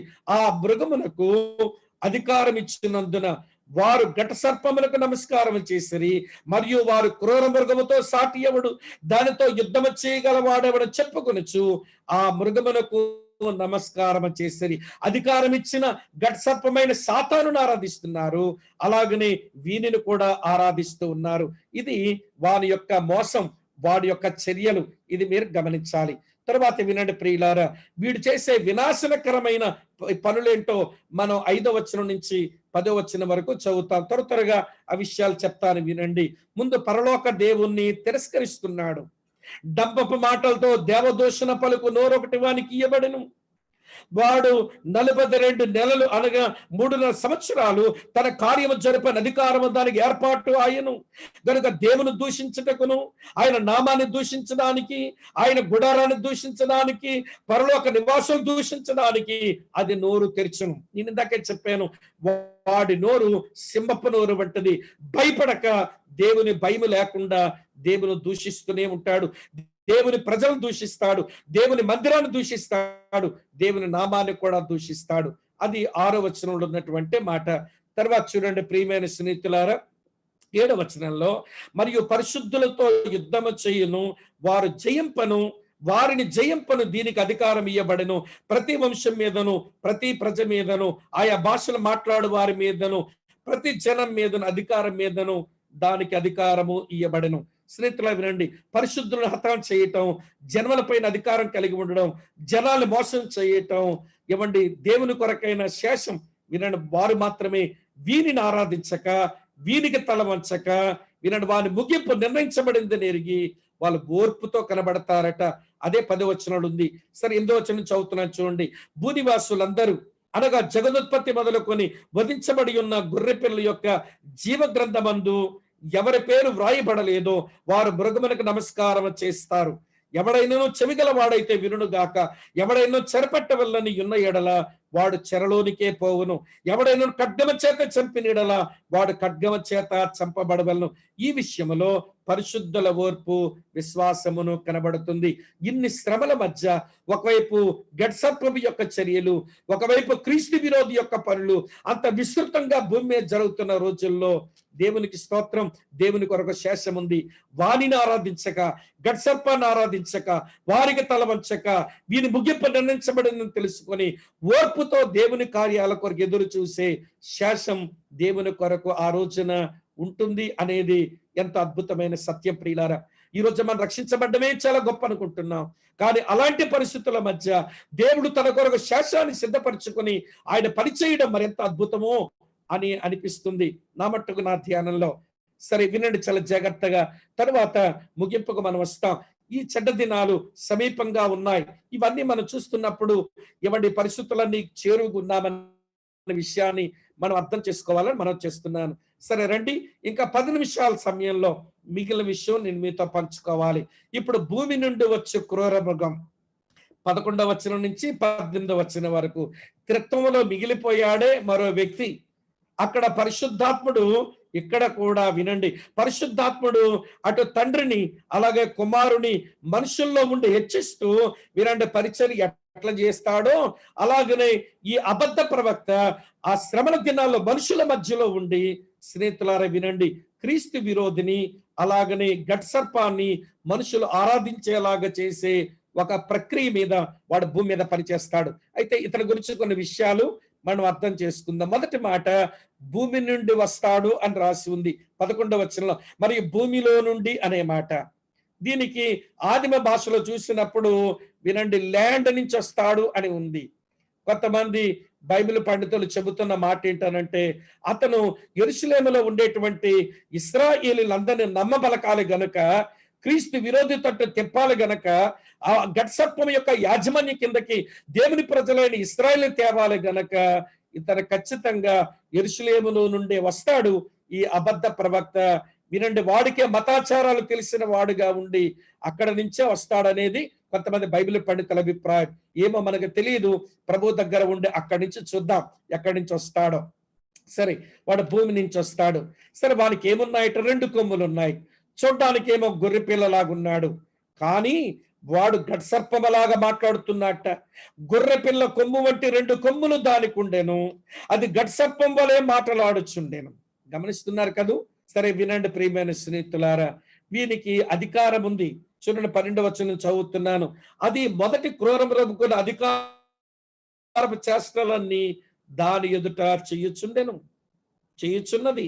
మరి చావు దెబ్బ తగిలి బాగుపడి ఉన్న ఆ మొదటి మృగమునకు భూమియు దానిలో నివసించు వారను నమస్కారము చేయనట్లు అది బలవంతం చేస్తుంది. చూస్తున్నారా? దెబ్బ తగిలి నేను బాగున్నానని వినండి, నేనే ప్రపంచ నియంత్రణ చక్రవర్తినని కనపరుచుకొని దేవునికి, దేవుని ప్రజలకు, దేవుని నామానికి, దేవుని పరలోక నివాసులకు దేవదూషణ చేస్తున్న దానికి అందరూ నమస్కారం చేయాలని వీడు బలవంతమే చేస్తాట. చూడండి 13 నుంచి నేను చదువుతున్నాను స్నేహితులారా. 13 నుంచి 15 వచనాలు వీని చర్యలు చూడండి. అది ఆకాశము నుండి భూమికి మనుషులు ఎదుట అగ్ని దిగి వచ్చినట్లుగా గొప్ప సూచనలు చేస్తుంది.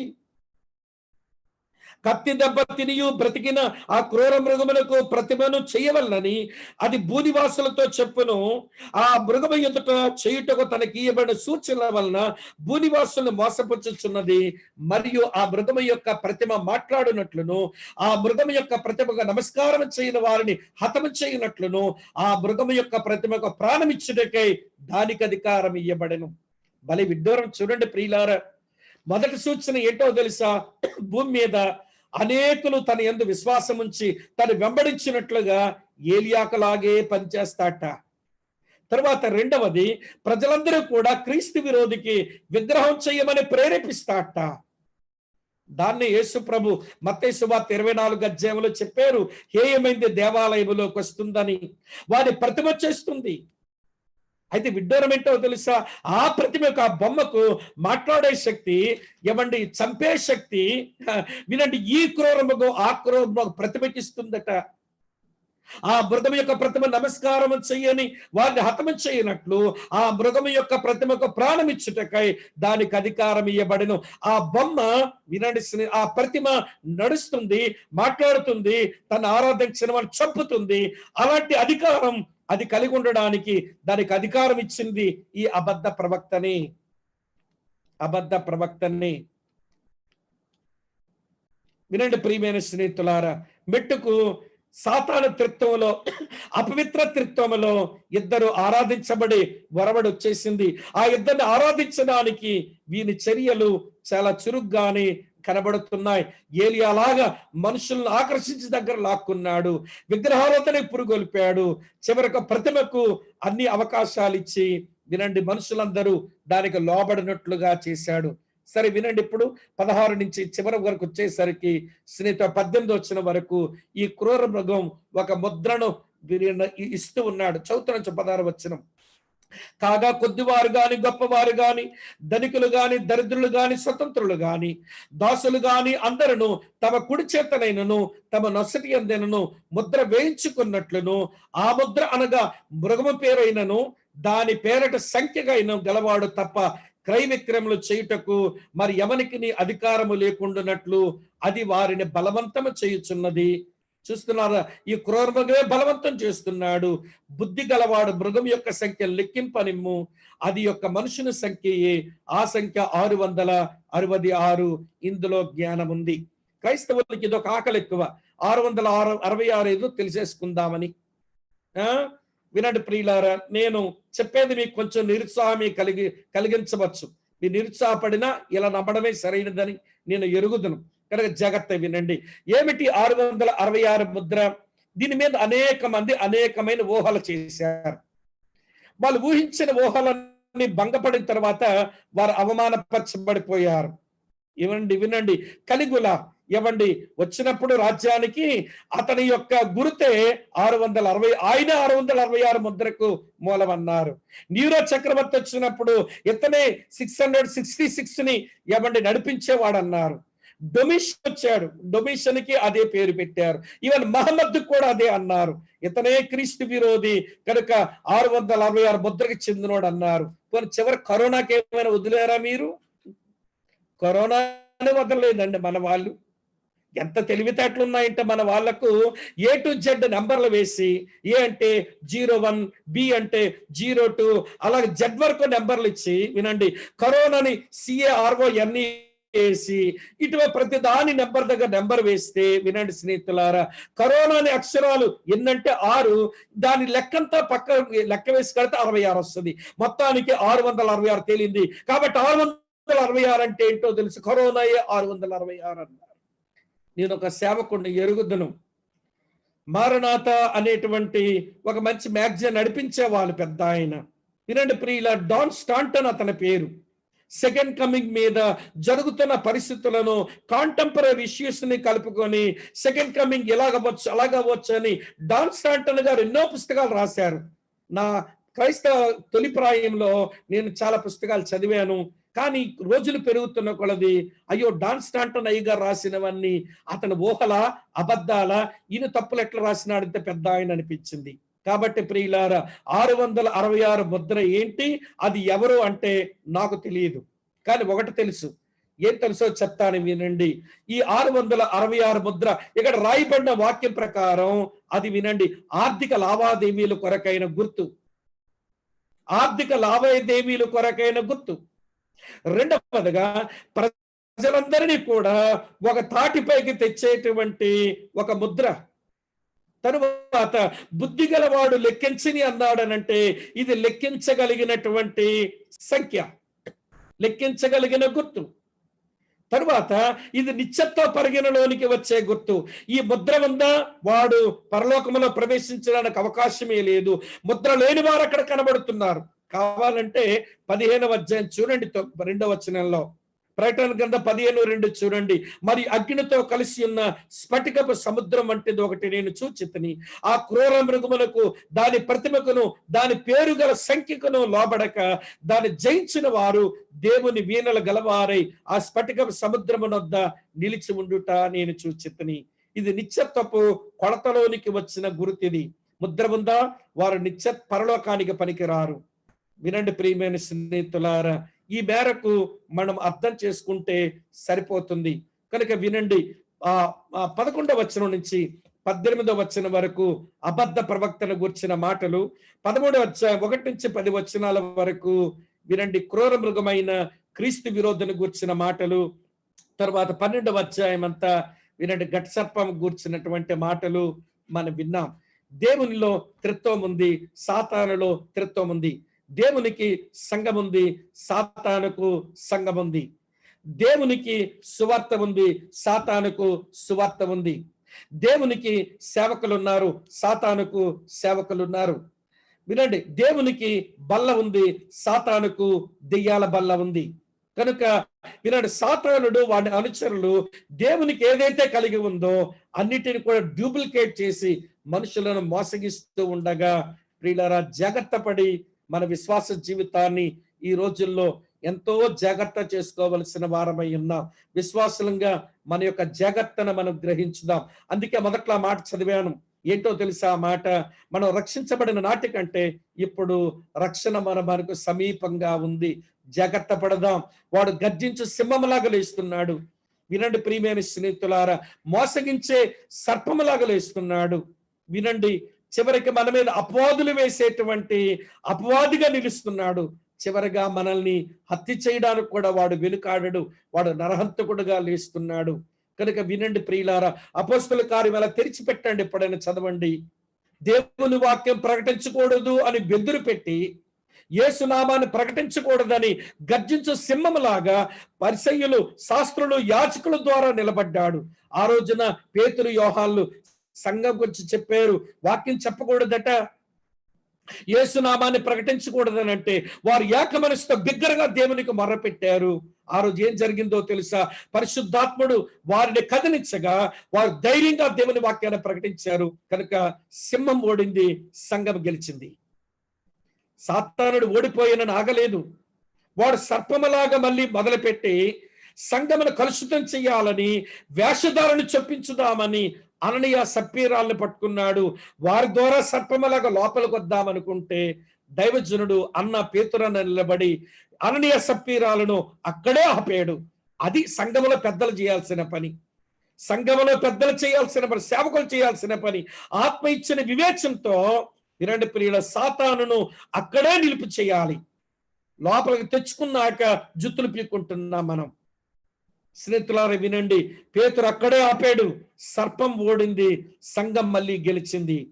ఇక వాడు నేరారోపణ చేద్దామని బయలుదేరాడు. ఎవరిని పట్టుకుంటే దూషించుకోవడం, నేరారోపణ చేయడం జరుగుతుందో వానికి బాగా తెలుసు. ఎందుకు తెలుసు కనుకనే మగవాళ్ళని పట్టుకుంటే పని జరగదని ఆడవాళ్ళని పట్టుకున్నాడు. మీకు ఆ విషయం తెలుసో తెలియదో, 100 క్రాఫులున్నా గొడవలుండవు కానీ 2 పిలకలుంటే చాలు ముడెట్టేసుకుంటారు ఇల్లు. ఆది అపోస్తుల కాలంలో పునరుత్థానాన్ని గురించి బలంగా చెప్పబడే రోజుల్లో, దేవుని కృప అందరి యందు అధికంగా ఉన్నటువంటి రోజుల్లో, వినాడు దాతృత్వం చూపిస్తున్న రోజుల్లో, రివైవల్ ఉంటున్న రోజుల్లోనే అపోస్తుల కార్యం 6వ అధ్యాయంలో స్త్రీల మధ్య భోజనం కొరకు కొట్లాట వచ్చింది. పెద్దల దగ్గర తీసుకుని వచ్చారు. అపోస్తులు అన్నారు, మేము ప్రార్థన యందును వాక్య పరిచయం ఎడతెగక ఉంటాము, భోజనం వడ్డించడానికి 7గురిని ఏర్పాటు చేసుకోండి అన్నారు. అప్పుడు మళ్ళీ అనేకులు ప్రభునందు విశ్వాసం ఉంచడానికి, వాక్యం ప్రబలిపోవడానికి కారణమైపోయింది. ఇక వాడు చివరగా లాభం లేదు, సింహంగా వెళ్ళాను, ఏక మనసుతో ప్రార్థించి గెలిచారు. సర్పములాగా వెళ్ళాను, సేవకుడు వివేచనతో గెలుచుకున్నారు వాళ్ళు. నేను నేరాలు మోపేవాడికి వెళ్ళాను, వాక్య ప్రకటన ప్రార్థనతో మళ్ళీ నన్ను ఓడించినారు. ఇక లాభం లేదు, నరహంతకుడిగా వెళ్ళాలని స్టెఫనును చంపాడు. తర్వాత యాకోబును చంపాడు. పేతురును కూడా చంపుదామనుకున్నాడు.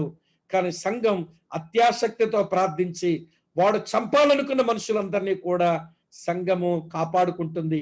కనుక ప్రియులారా, వాడి తంత్రాలని, వాడి యొక్క ఫోర్సుల్ని మనం అర్థం చేసుకుని మనం జాగ్రత్త పడకపోతే మనం చేయవలసిన పని సరిగా చేయలేం. దేవుని విశ్వాసనీయత ఎంత గొప్పదో ఇశ్రాయేలు విషయంలో అర్థం చేసుకున్నాము.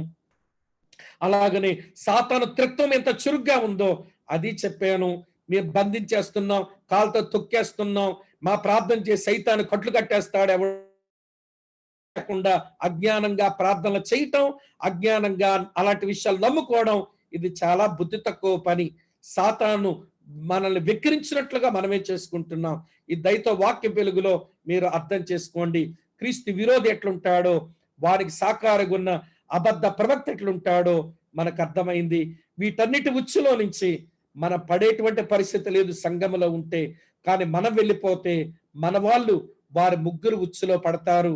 వాళ్ళు భూమి మీదనే నరకం అనుభవిస్తారు. వాళ్ళ కొరకైన భారం రావాలి, మన ఆధ్యాత్మిక జీవితం కొరకైన జాగ్రత్త రావాలి. అలాగనే ప్రియమైన స్నేహితులారా, మన సంఘాలలో సాతాను తంత్రాలు వచ్చేస్తూ ఉంటే, మన కుటుంబాల్లో, మన సంఘాలలో మీరంటే మన జాగ్రత్త పడి మన జీవితాలను బాగు చేసుకుందాం. అట్టి కృప దేవుడు మనకు అనుగ్రహించాలని ప్రార్థన చేసుకుందాం. మీ కొరకే ప్రార్థించి తమ్ముడు తిమోతి గారికి నేను మైక్ అప్పగిస్తాను. ప్రార్థన చేస్తాను. ప్రేమ కలిగిన మా ప్రియమైన తండ్రి, మీకు కృతజ్ఞతలు చెల్లిస్తూ ఉన్నాను. ఈరోజు మీరు మాకిచ్చిన ఈ మంచి సమయం కొరకు వందనములు. భవిష్యత్తులో జరిగే పరిస్థితులను నీ వాక్యంలో మీరు వ్రాయించి మాకు ఇచ్చారు గనక వాటిని మేము చదువుకుని మాకున్న కొంచెం జ్ఞానంతో మేము కొంచెం తెలుసుకుంటున్నాము. మా విశ్వాసానికి, మా ప్రాక్టీస్కి ఏదైతే అవసరమో తీసుకొని మేము జాగ్రత్త పడడానికి కావాల్సిన కృప అనుగ్రహించుము. ఈ రోజున జూమ్లోకి వచ్చిన మా ప్రియులందరినీ పేరు పేరు వరుసన మీరు ఆశీర్వదించి ప్రతి వారిని దీవించాలని వేడుకుంటున్నాను.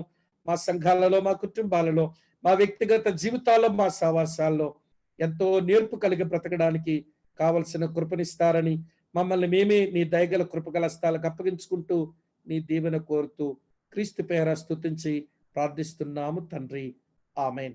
ఆమెన్. బెనెడిక్షన్ ఇచ్చేయండి అన్న. ఇప్పుడు మన తండ్రి అయిన దేవుని యొక్క ప్రేమ, కుమారుడైన యేసుక్రీస్తు వారి కృప, పరిశుద్ధాత్మ దేవుని అన్యోన్య సహవాసం సదా మీకును మీ కుటుంబాలకు సంఘాలకు ఎల్లవేళలా తోడుగా ఉండి నడిపించును గాక. ఆమెన్. ఆమెన్. ఆమెన్. అందరికీ వందనాలు. Praise lord. తమ్ముడు